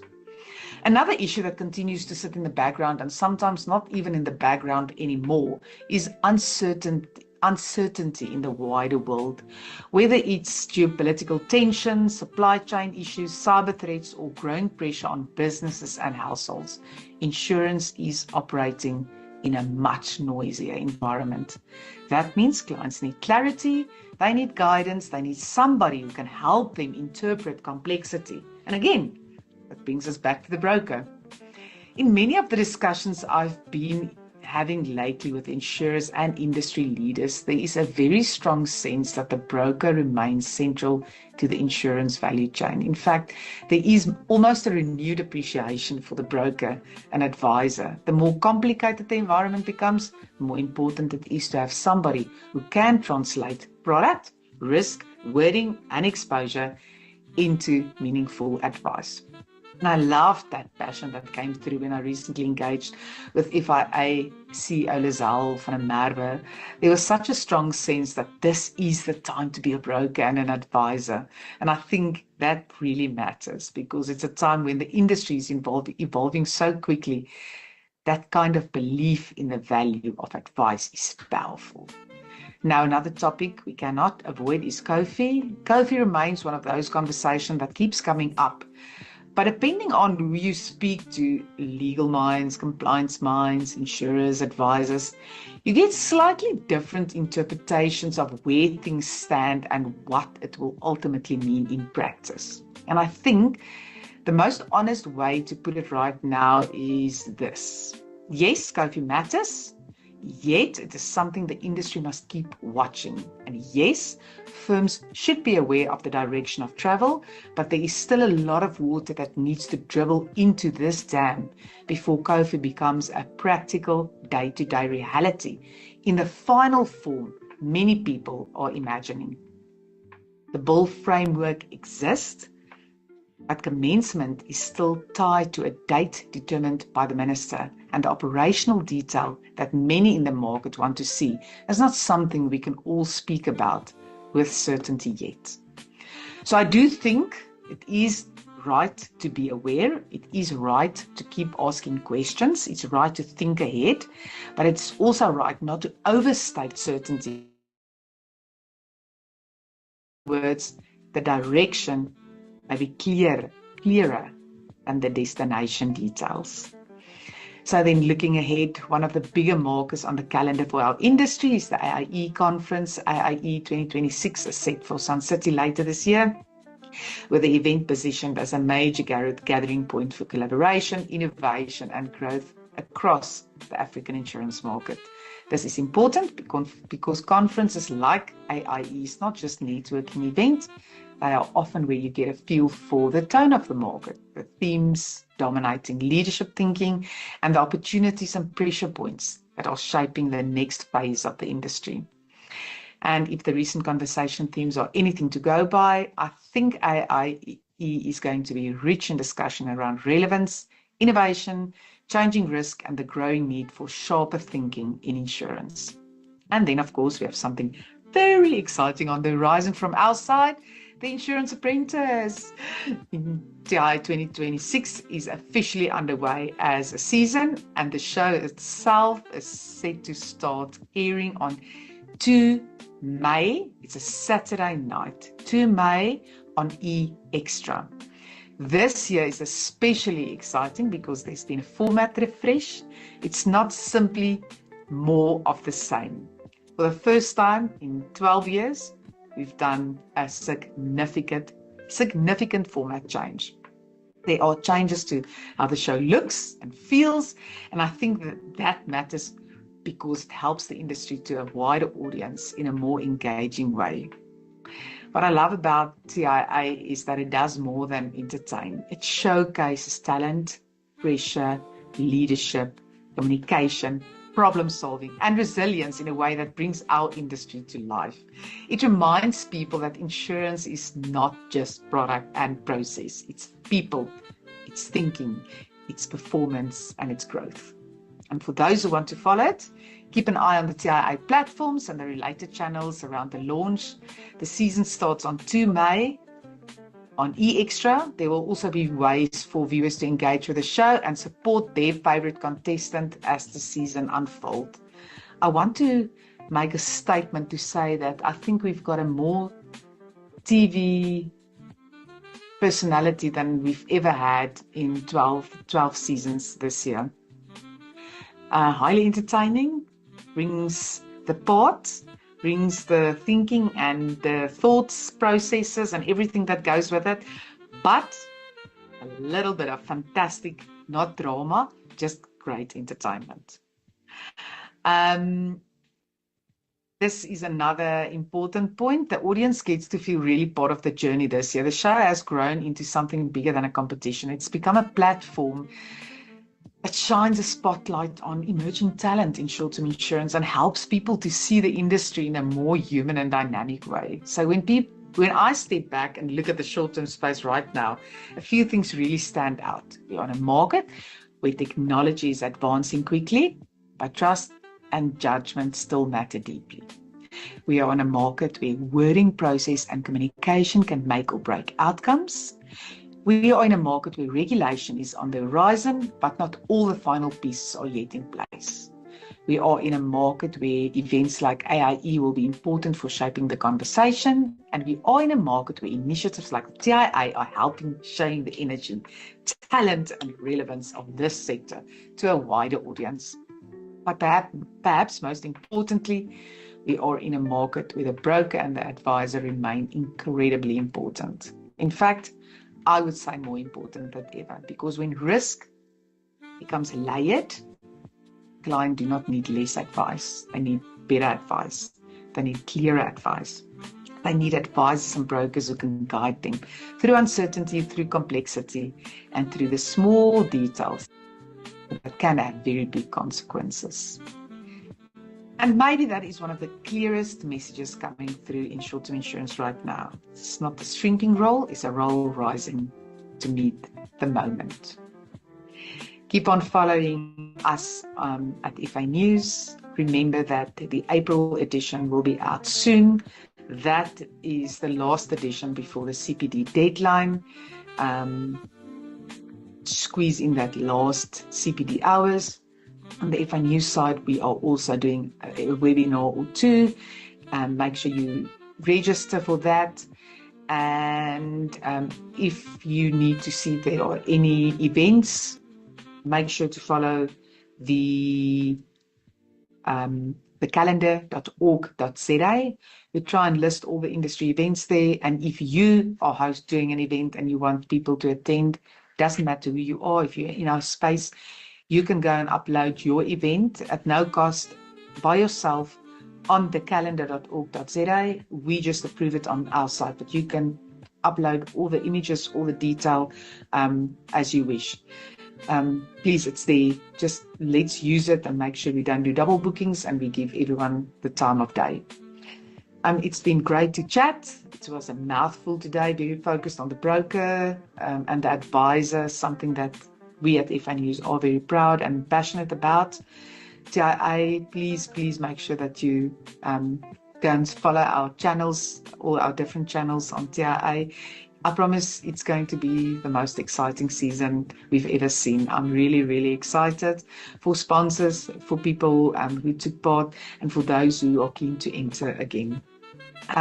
Thank you for your time and enjoy the rest of Insure Talk.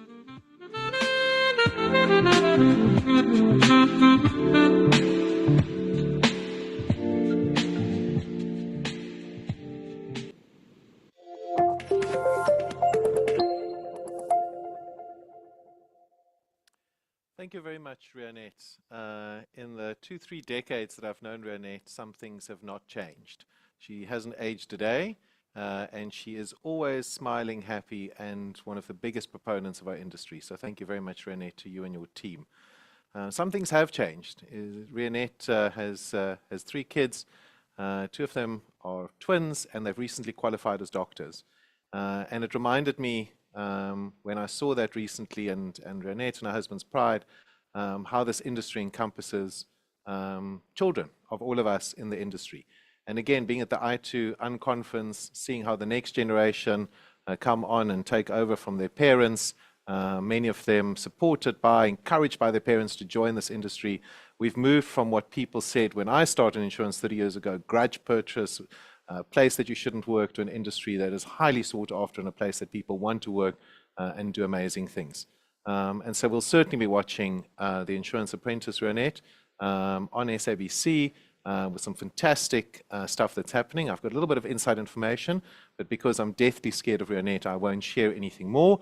But I do encourage you to watch and to make sure that you are engaged with The Insurance Apprentice, which is definitely one of the highlights on the insurance calendar.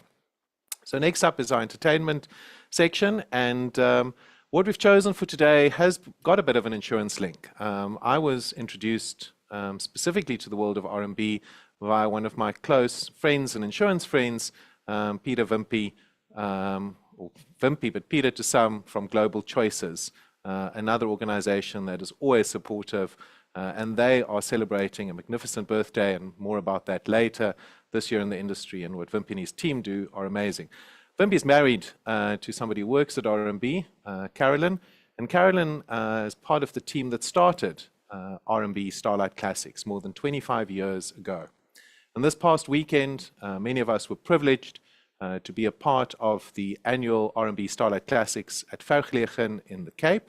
It's always a highlight on the calendar. It's great for me to bump into people from the insurance industry, and again, just to realize how we are everywhere.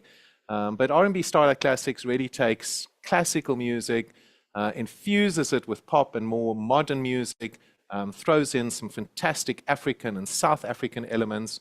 Over the years, have launched many careers, supported many careers, and this year we had talents like Pendo, who is a brilliant violinist from overseas, playing.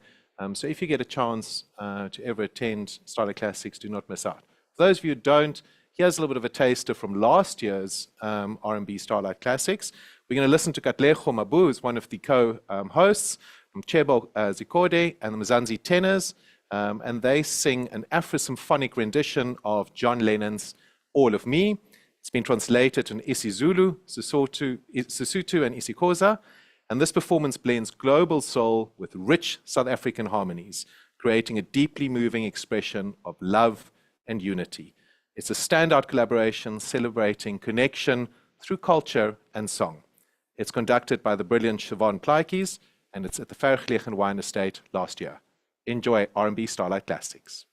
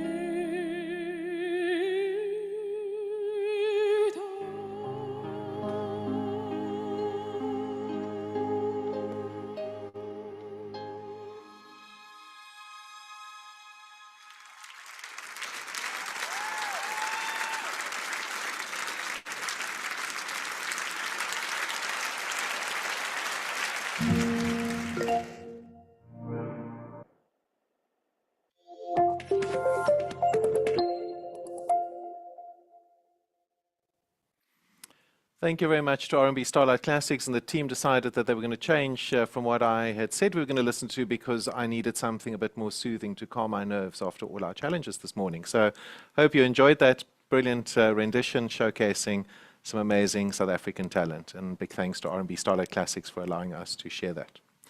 Next up, we have a stalwart in the insurance industry, and joining us from London, but somebody who has been in South Africa and knows the country and the continent extremely well, Ahmed Kilusia. He's the Chief Distribution Officer for Africa Specialty Risks, where he served as the Chief Distribution Officer looking after brokers, regulatory and political engagement across Africa and developing markets. And prior to this, Ahmed was at Lloyd's of London for 35 years, joining in 1989 in the Finance and International Directorates, working on Central and South America and the Caribbean. He later became regional executive for the Middle East, Africa, and India, leading early engagement with the Indian regulator to improve Lloyd's market access and overseeing licensing initiatives in the region before leading projects in Zimbabwe and elsewhere. Ahmed relocated to South Africa in 1998, to establish Lloyd's South Africa, and he served as the managing director until 2013 before returning to London. As head of Africa, Ahmed was instrumental in engagement to secure the sustainability of the Lloyd's license in South Africa, as well as negotiating market access in Egypt, Mauritius, Kenya, and Morocco. His time at Lloyd's concluded with leading the work stream on ASR, establishing the first Africa-focused syndicate at Lloyd's. So as you can hear, this is a man deeply rooted in insurance, deeply rooted in the continent, with immense experience. We really are privileged to have somebody of this caliber joining the expert panel and speakers that we've had today.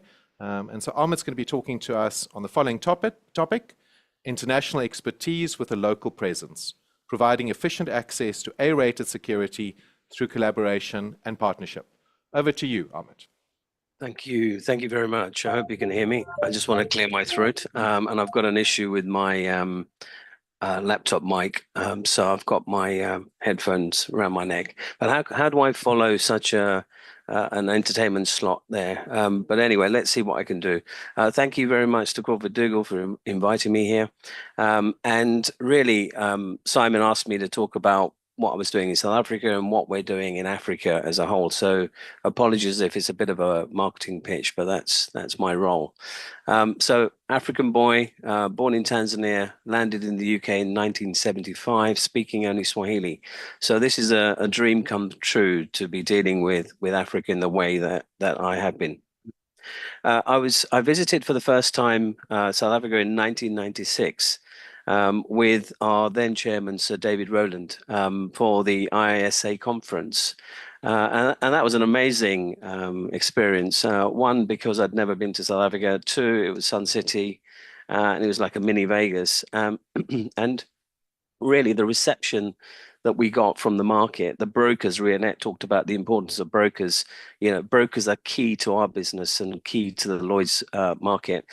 Was, you know, what are you doing here? Where are you? You're a 600 million rand business.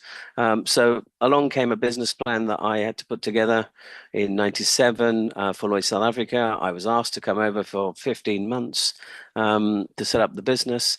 And 15 years later, I was still in SA. What a fantastic place and a lovely warm welcome. And it was my home for 15 years.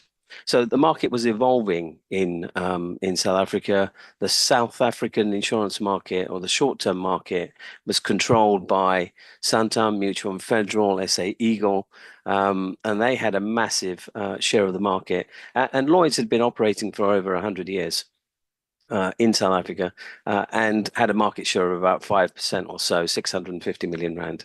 But really honored to have been working with new startups. In those days, new startups were SHA, Emerald, Admiral, Leopard. We even helped budget insurance brokers establish with a facility. So the binder and UMA space was really honed by Lloyd's. We had the framework for it. We set that up and we supported the local market. And that's really what it's about. It's supporting local businesses, but also local insurers, local brokers, and not really be there competing with that market. We are complementary to the market. So really my role in South Africa was to grow the portfolio, the Lloyd's portfolio. And we did that. When I left, we were writing about 5 billion rand in income. Went back to London to look at Africa. And really, that was an important step for me because what I learned in South Africa, I needed to transplant that elsewhere. And the first thing we did was establish Lloyd's Casablanca, which was around the same positioning, working with local market, working with brokers, providing access to A-rated paper, which is instrumental in developing Africa and helping and enabling development in Africa. Then I had a conversation with my current CEO, Mikhail Shah, Kenyan born, and he had the idea of an Africa-focused specialist underwriting business. So born from a love of Africa, ASR was launched in 2020. Writing its first policy 5 years ago, 16th of February 2021. So from the outset, the ambition was clear. Build an insurance and reinsurance business that truly understands Africa. hires African talent, which is really important, and it's been about that from the outset, and deploys capacity to enable development.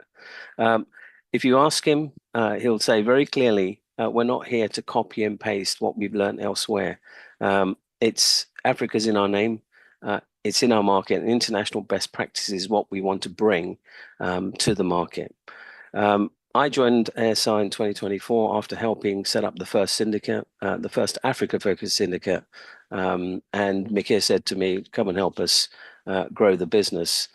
Most of our team is either African or has spent decades working alongside African businesses. This matters, and that's how we can speak to some of the critical covers that are required in the continent. Political risks, terrorism, contract frustration, trade credit, parametric, cyber, which we've just launched in South Africa, Namibia, Mauritius, and rolling that out through the market, but in a way that it's perfectly easy to put in place. And when I mean by that, that's on a portal. On our portal, you can bind cyber cover for businesses up to $100 million with limits up to 5 million in less than 4 minutes. There's no paperwork, etc. So hopefully at some point I'll be able to give you a demonstration on this. But storytelling alone doesn't build credibility, numbers do. And here again, we're hoping in the next 12 to 24 months to be the second largest reinsurer focused on Africa with income in the region of $500 million. But South Africa is the cornerstone market. And despite only opening there in Sandton in November, we already have an embedded South African market presence. Since 2021, we have de-risked around $10 billion of South African corporates. This makes South Africa one of the largest markets for us. So Kenya is vibrant, Nigeria is huge, but South Africa is pragmatic, investor ready, bank aligned, and conscious of AA rated paper. So it's a jurisdiction that demands security on paper, certainty in claims payments, clearly, underwriting integrity, and partnership that can weather shocks.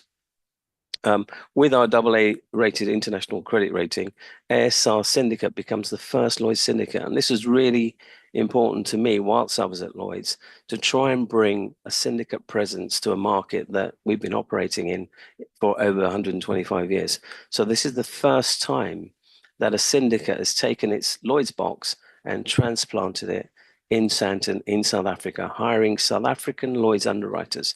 This is the first. It hasn't happened in 325 years. So the whole point of this is that we want to sit in Africa, we want to provide solutions for Africa, and have African talents to help us do this. As I said, it's unprecedented in 325 years. And that means that clients and brokers no longer need to route everything through London to reference Lloyd's credibility and Lloyd's paper. So the stamp is here in Sandton. I'm not there, but I wish I was, although the sun's out here, so it's lovely. And we're right next to the Lloyd's office. The ecosystem matters beyond South Africa itself. We want to be a South African hub. So for region to access global paper from outside, from inside Africa, but access to Namibia, Botswana, Zambia, Zimbabwe, etc. And it's really important because the traditional offering isn't as consistent. Thanks to the physical presence, shared time zones, local talent, relationships built locally in neighboring markets, we want to be able to make a difference. Our syndicate won't be a standalone island. It's designed to be a regional hub, granting brokers efficient access. So Simon Dougal would have talked about this earlier. Actually, I worked very closely with him to set up his London operation. And we had meetings in South Africa when I was there last. So every line of business that we intend to write will have an underwriter on the ground. That's very clear. We've already hired a construction underwriter, a captive management individual, liability and credit underwriters are following, and we're recruiting across specialty lines. Crucially, underwriting focus will prioritize on protection gaps. So again, going back to my point, we do not want to, we don't want to compete with local markets. We want to work with local markets. We want to provide the protection for the gaps that we see in political risk, contract frustration, terrorism, political violence, trade credit, really important. And I mentioned cyber. So we're here to come up with innovative solutions based on Africa's needs. You can only do that if Africa is in your DNA. And the DNA it actually is needed and in the most underserved areas that we see. For instance, corporate captives.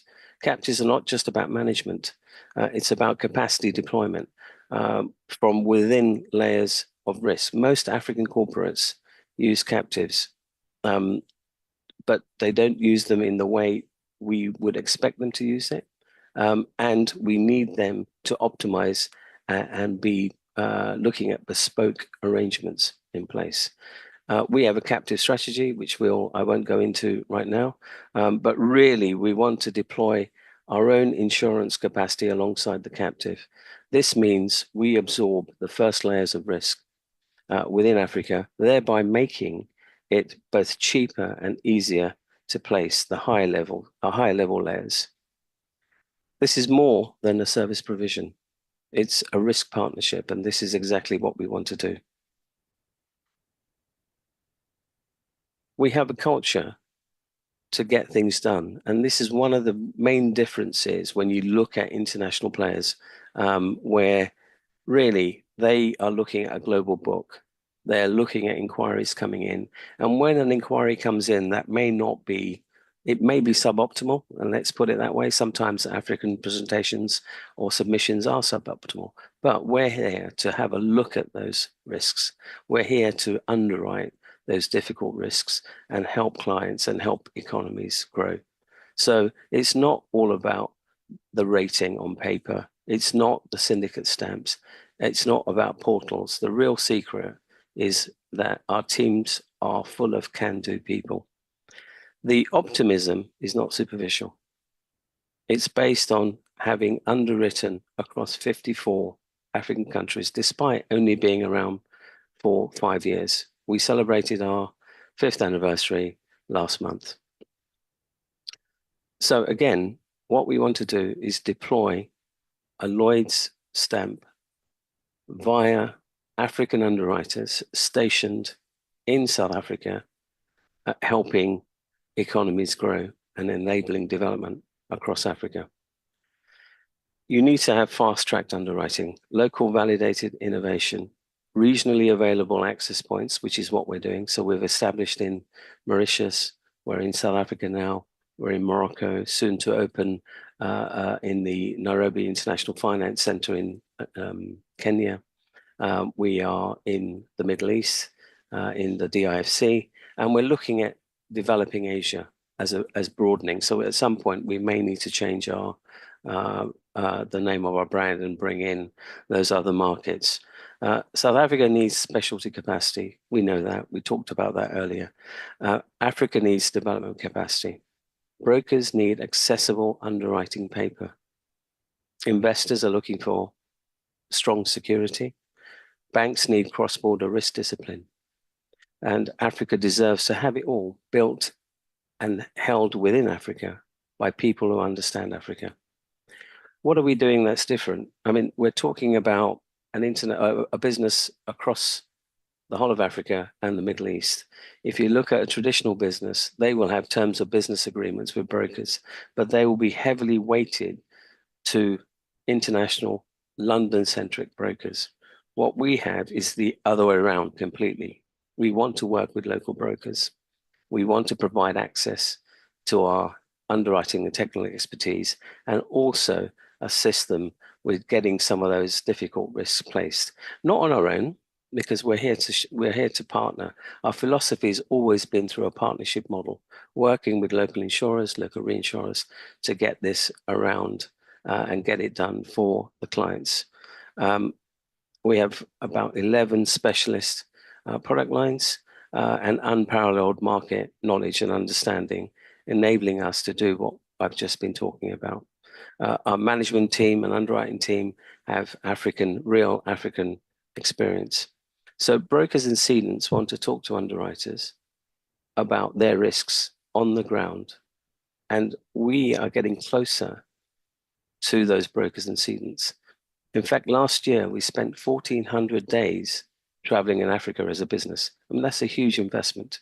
And that provides brokers and cedants easier and more efficient access to A-rated paper without losing some of their commissions.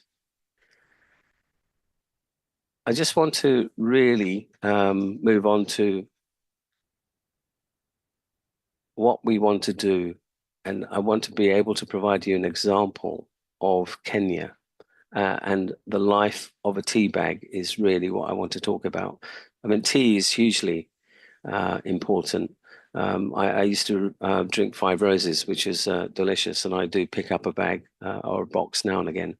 But the humble tea bag is so important to Kenya, right? So how do we help in that case from beginning to the planting and the risk, the parametric risk, and throughout the entire supply chain?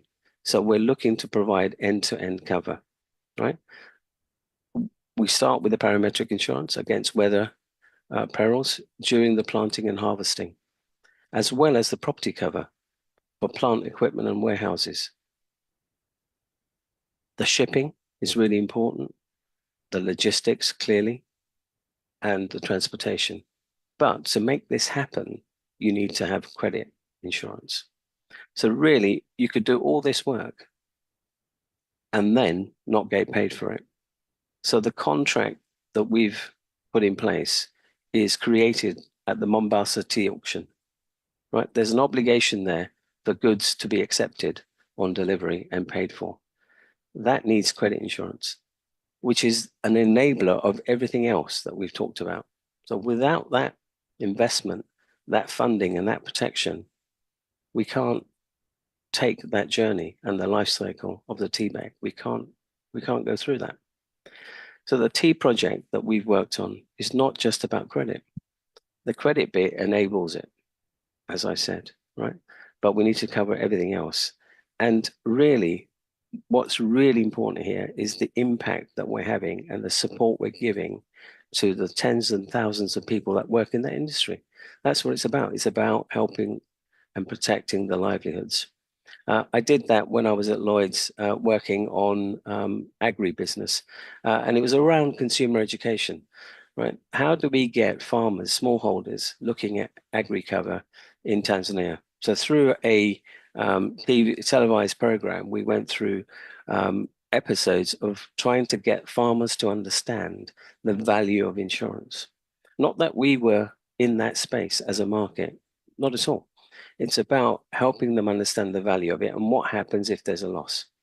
So it was interviewing cattle farmers, talking to one that had insurance and had a loss, and what happened then, and how insurance got them back on their feet, and then another one that didn't, and the ramifications of that. So it's really about making a difference. We hope to do that.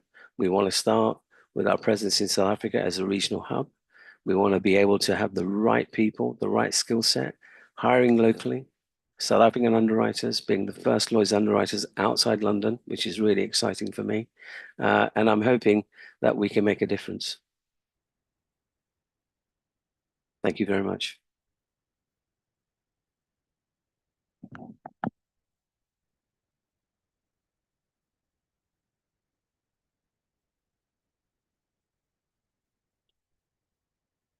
If there are any questions, I'm happy to take them.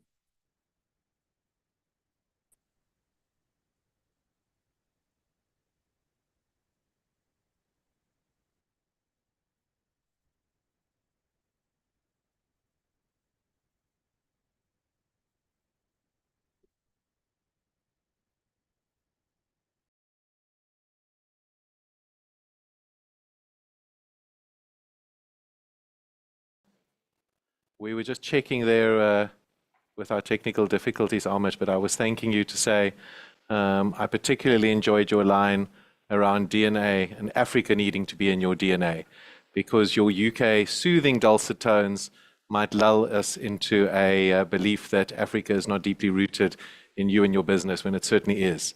It's fascinating learning from your experience, really exciting what you have planned going forward, and we appreciate the insights, and was also interested with the work that you and Crawford Dougal do together. So thank you very much, Ahmet, and for joining us from the UK. We really appreciate it, and we hope to see you in South Africa in the not too distant future. Thank you very much. Next up, our final speaker for the day, and somebody who joins us from our event partner, a company that is certainly well known to all of us, SSP, no stranger to any of us. And joining us is Clinton da Costa Brown. He is the Solution Sales Advisor. And Clinton is a seasoned insurance professional with over 2 decades of experience across South Africa and the broader African continent. His career spans life insurance, short-term insurance, the medical side of it, and he's worked for industry leaders like Aon, Momentum, Sanlam, and his own independent brokerage. These roles have equipped Clinton with a deep expertise in distribution, product development, pricing, customer experience, and service strategy. Since transitioning into the technology part of our industry in 2011, Clinton has deployed his extensive market knowledge to help insurance modernize and digitize their operations. In his current role at SSP, and as I said, they're a leading provider of policy administration systems, he has played a key role in enabling solutions to SSP's 24 insurers and UMAs across 14 African countries. His work focuses on aligning strategic business goals with scalable, future-ready systems that drive growth, ensure compliance, and enhance operational efficiency. Clinton brings a unique perspective at the intersection of insurance and technology, combining practical industry insight with a vision for innovation. He holds a business administration degree in financial services and is a certified financial planner. Clinton's passionate about advancing the African insurance industry, and he continues to advise, collaborate, and support initiatives that deliver long-term value and measurable impact. And now many people are saying that with the advent of AI, systems and the type of work that SSP does may soon be redundant. Well, here to talk about that, the topic for today that Clinton's addressing is predictive and generative AI, leading the future of innovation. Huge thanks to SSP for being a sponsor today and for joining us, Clinton. Over to you. Many thanks.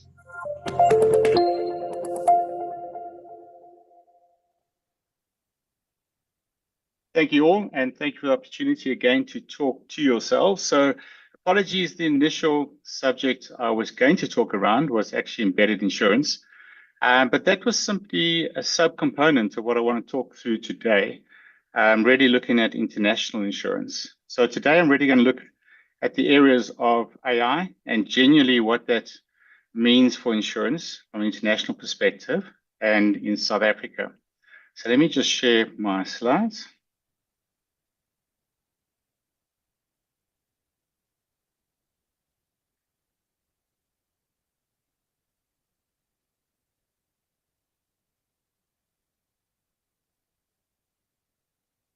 Okay, can you all see my slides?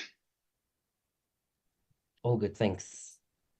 Okay, so awesome. So I had a look at trying to understand, everybody's talking around AI, and generally what does that mean going forward from an insurance perspective. So let's really set the scene. So if you look at globally, the P&C market today is absolutely enormous. It's sitting around 1.8 trillion US dollars.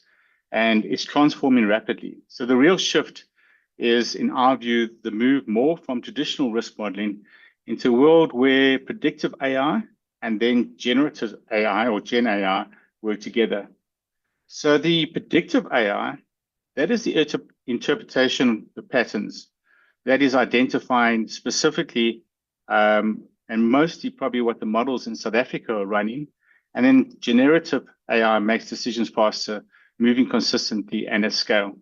So what I'm going to be presenting today is really about how these forces are reshaping internationally, underwriting, claims pricing, and the overall insurance operating model. So really, why is the topic relevant today, specifically from a global perspective and in South Africa? So it's moved from a theoretical conversation, looking at the growth in P&C insurance globally. And if you can see, the acceleration is massive in the last couple of years. If you look in the last year, US has posted its strongest underwriting performance in nearly 2 decades. At the same time, markets like South Africa, unfortunately, we are experiencing the opposite. So we have increasing climate losses, infrastructure decline, and tightening reinsurance markets. And this is creating huge pressure within our markets, but also at a moment where AI becomes not optional. In our view going forward, it's actually becoming quite essential in running a business. One would argue that we probably officially crossed a tipping point. So AI used to be used in innovation labs, small pilots, small wins, and probably every one of us is currently using AI in a personal capacity. But from a business perspective and insurer perspective, a massive 76% of insurers today genuinely have real AI capability already deployed. Predictive models now run in production environments, shaping pricing and underwriting, and generative AI is helping underwriters, actuaries, claims teams, and others make decisions faster. So this is no longer a future conversation. It's an enterprise capability and is currently happening. So combining the two together is critical, and not just simply running traditional AI in respect of predictive models, looking at pricing, production, etc.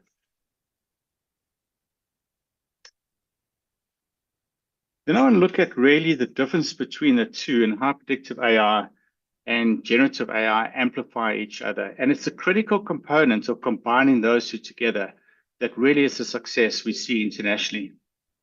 So predictive AI, in essence, crunches the numbers. So it crunches risk signals, telematics, weather, historical claims, really looking at the data and allowing you to use the data. Critically, however, the Gen AI turns that insight into something actionable. So it's real-time underwriting guidance, faster pricing cycles, faster decisions.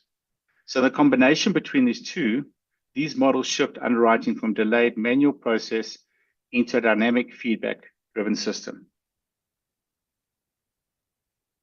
If we look at the underwriting transformation that's happening across the globe, less so probably in South Africa, what you'll see is underwriting is becoming a high-value decision support powered by data and automation.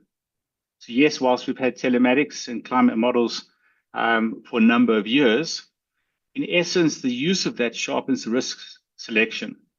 So dynamic workbenches guide underwriters with real-time intelligence, and straight-through processing removes friction entirely. But the real value is consistency, speed, and precision. Underwriting excellence powered by AI. And I think we all know it's that consistency and speed ultimately that translates to return on investment. And that's a critical aspect in respect of scaling one's business. Then looking at claims, and this is probably, and we all know this, probably the biggest opportunity from an AI perspective. And in essence, if an insurer is not looking significantly at this area, unfortunately, you will be behind. So the combination of the automated first notification loss, AI-based fraud detection, and image document analysis dramatically reduces cycle time. And the fraud is the identifier, and it's identifying getting that early. It's critically important to get the faster outcomes from a customer perspective. So if you look at it from a global perspective, most organizations that have been able to really turn the dial, it's claims where the return on investment has really hit hardest and fastest. So turning to pricing and really understanding personalization. And we know that internationally, and we are starting to see it here, that all insurers are really looking at that little silver bullet to try and get to personalization in respect of personal products to individuals. And it's the pricing that's critical from a standpoint perspective. So the pricing becoming more scientific, and more importantly, more transparent. So a unified pricing platform ensures consistent decisions across every product and every single channel. And what we've seen is then the AI is the AI personalization. That's where it improves the fairness and matches customer behavior. What is critically important is being able to explain that. The explainability ensures that insurers can actually justify and audit these decisions, which is essential for regulations and customers alike. And unfortunately, a lot of early days, you will see organizations battling to make the decisions, use AI, but they're not unfortunately acting in a responsible way. They're unable to explain their solutions, and they're unable to actually stand by the actual recommendations. So that leads to the challenges and ethical considerations. Globally, we're seeing AI is definitely helping to improve the combined ratios, especially in the US, where pricing corrections and risk selection improvements have delivered the strongest underwriting results in 18 years. But this absolutely comes with a responsibility: transparency, fairness, and ethical AI governance. So as we improve accuracy, we must also ensure compliance and trust.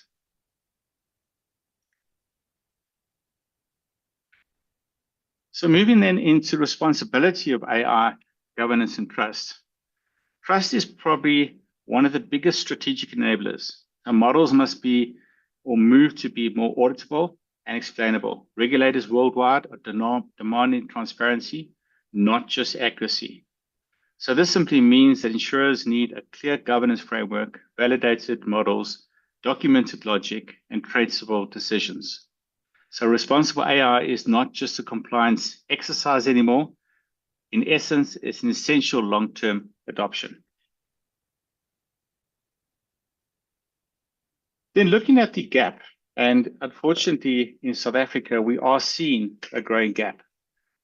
Sure, there are mature organizations from a technology perspective that really have put their weight behind early on in AI, and absolutely the market is segmented in different levels of maturity. But certainly as a whole, AI is something where we see not necessarily transitioning fast enough. So South Africa is lagging behind largely due to legacy systems, limited pricing sophistication, and slow claims monetization. So these constraints prevent insurers from unlocking the same value global players already seen. And the risk is not only inefficiency, it's competitiveness and sustainability. So what is the real risk? So the real risk ultimately is a timing situation. So it's a risk of falling behind. So as we see AI moving forward, certainly the cost of inaction is increasing. So outdated systems lead to rising expense ratio, limited analysis creates poor risk selection and higher loss ratios. And customers we are seeing are increasingly being uninsured because products and pricing are keeping pace or not keeping pace with actual risk. So the protection gap ultimately widens when insurers can't innovate fast enough. So the future of insurance, and I guess these are the four major forces that are now shaping the future of insurance, and specifically when it comes to AI and how the use of AI is being modeled on a global scale. So the first one is intelligent pricing and risk. So this is driven by AI and behavioral data. Critically important to get right, and insurers entrenched in underwriting and claims. The second one being customer experience and distribution. Embedded insurance, I spoke about previously. It's absolutely one of the areas where an organization in a digital world can grow their business. And it's critically important that that journey is linked and articulated and woven into your AI capability. So embedded insurance, panoramic color covers, and omnichannel journeys. And then claims and operations, automation and predictive prevention. And then the last one, market and regulatory pressures, cyber, capital constraints, and compliance. You all know about them. But those are in essence the four major forces moving forward. So They're defining ultimately the next decade of insurance, and critically important is trying to understand what the role of AI will play within insurance transformation. So thank you for your time. I've tried to keep it brief. I'm happy to share the slides with you. The purpose really of today's presentation was simply to highlight both the global shift and the urgent local need for AI-driven transformation in insurance. I'm happy to take questions now, or via email, or contact me directly on my cell phone with pleasure. Thank you.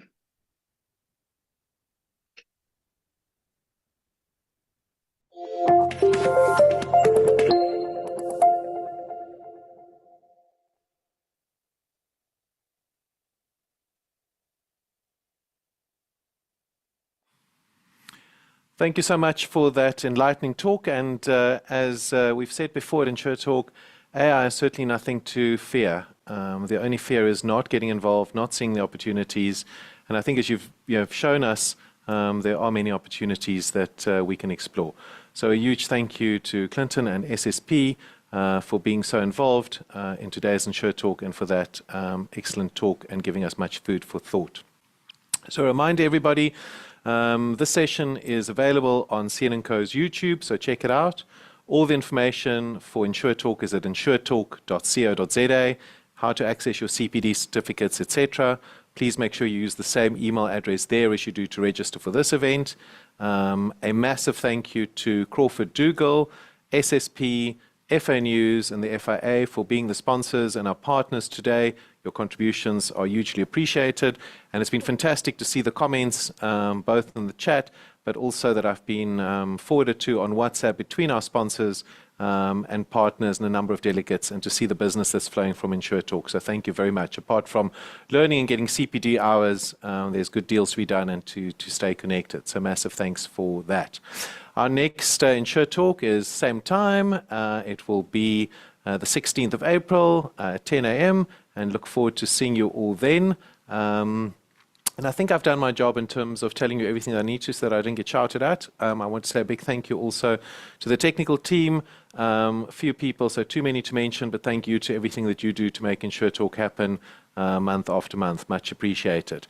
We are going to finish off now. We're going to have our holding slide, and then there might be a treat from R&B Starlight Classics. If not, you can go online and check out some more fantastic music from them. Thank you very much for joining us at InsureTalk60, a massive milestone as we celebrate InsureTalk60. Look forward to seeing you again soon. Thanks for joining.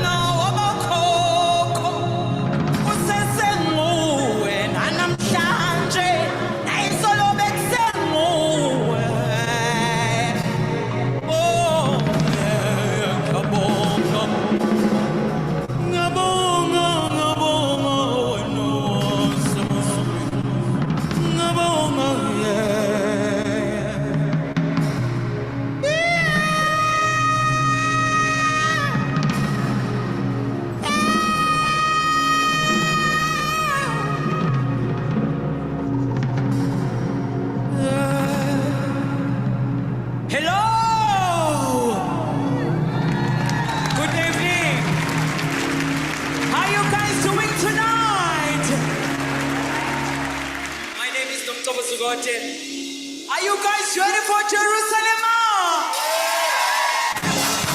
Let's do this. She. Oh, go.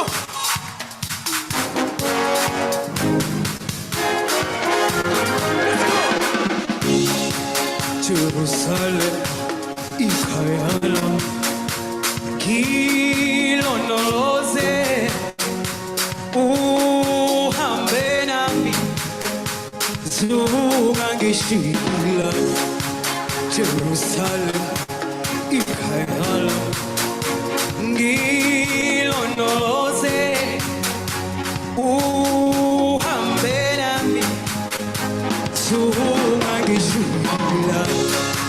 Ndawo huyo ayikhola mbuso awukhola ngilondoloze sungena ngilondoloze ngilondoloze ngilondoloze sungena. Let's say it together.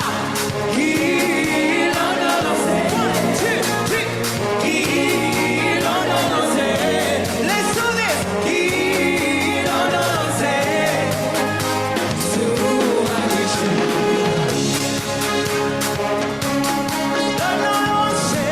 Can we sing together?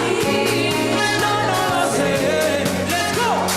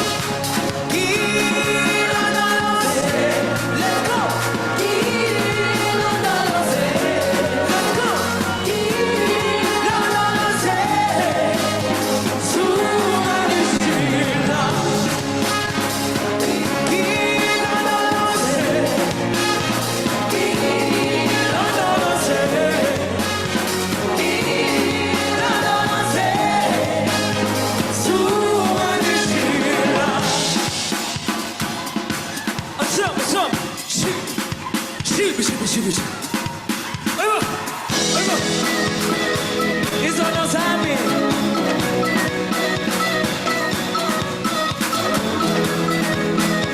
Oh, yeah.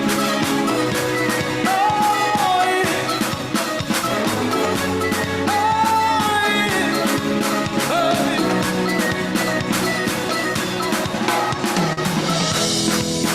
So knows